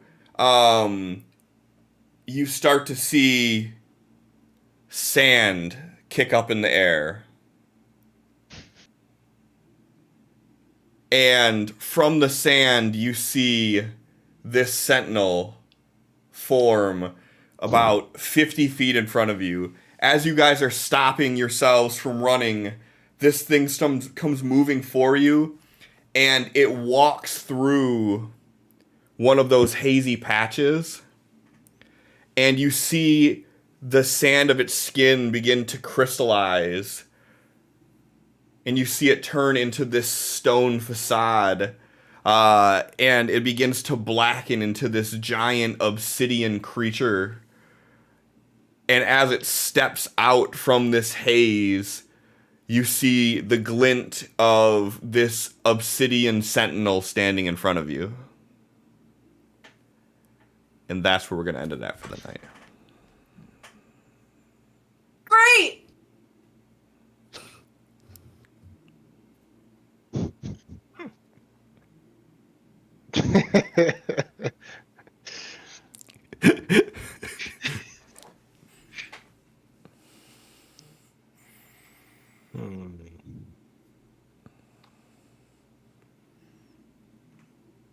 Great.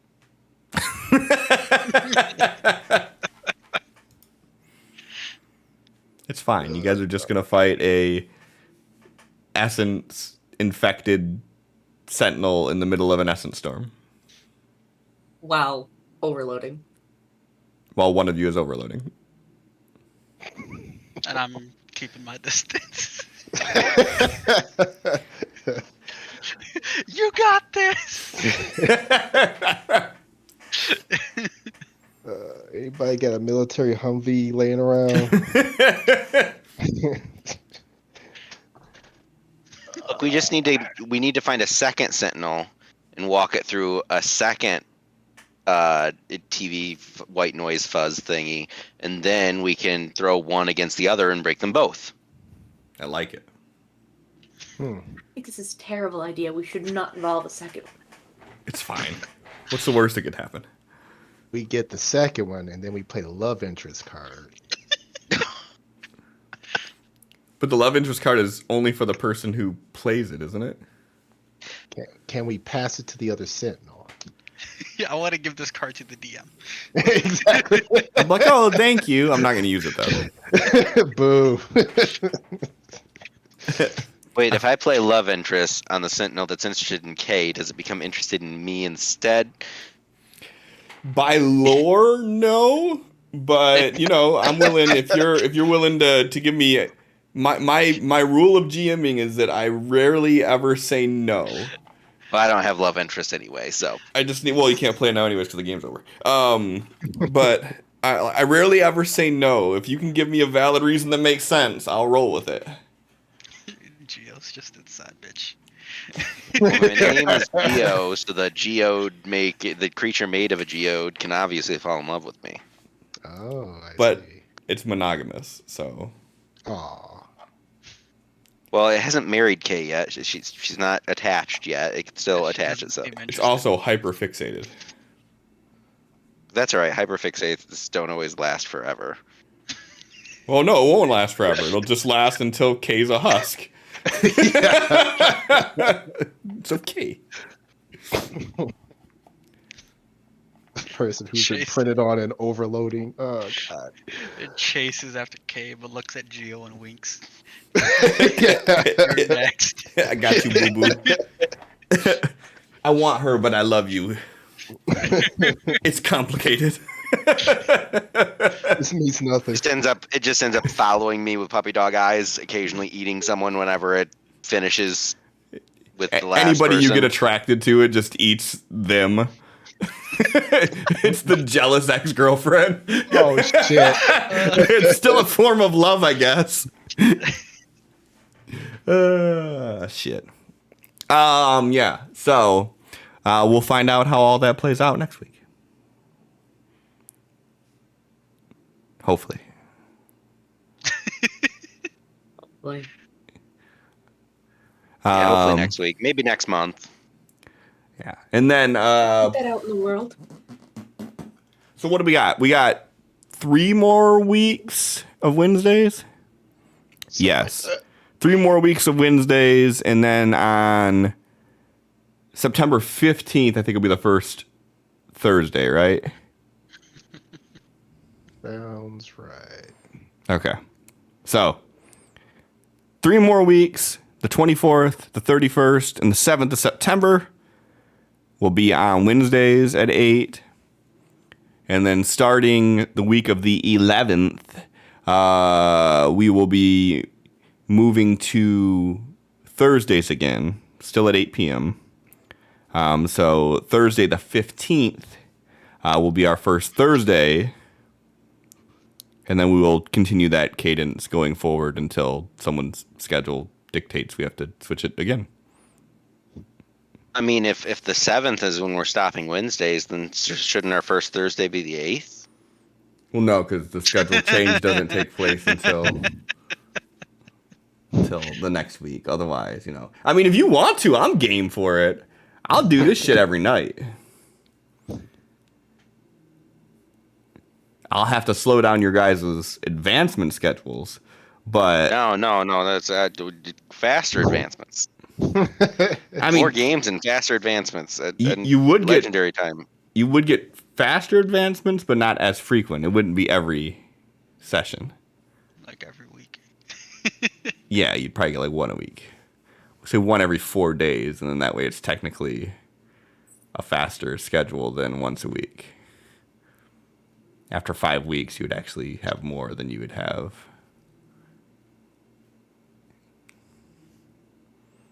That's how math works. All right. Well, now we're officially playing on Thursday. Whatever. Let's go. Tomorrow's Thursday. No. I mean, it literally just midnight just crossed. We're playing on Thursday now. It's not, but we weren't playing. Now we're just hanging out. Yeah, exactly. Okay. Ending on Thursday. Now we're just We're chatting. post playing on Thursday. Everybody roll a die, and then we can see what we're playing on Thursday. I got you.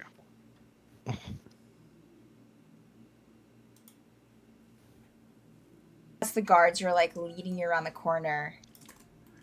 All right, let's rate out. We're gonna do Mad Bird streams, old friends of the channels. Good people. They usually have pretty fun content. So if you want to hang out over there, feel free to. Why are you dramatic? And if not, then we will see you next week, Wednesday at 8 p.m. Eastern. Bye. Rena just grabbed a pillow and threw it off the futon. She don't like that pillow. Just fuck that pillow. pillow. Fork that beach. She's hitting you with the old Rick James. Mhm.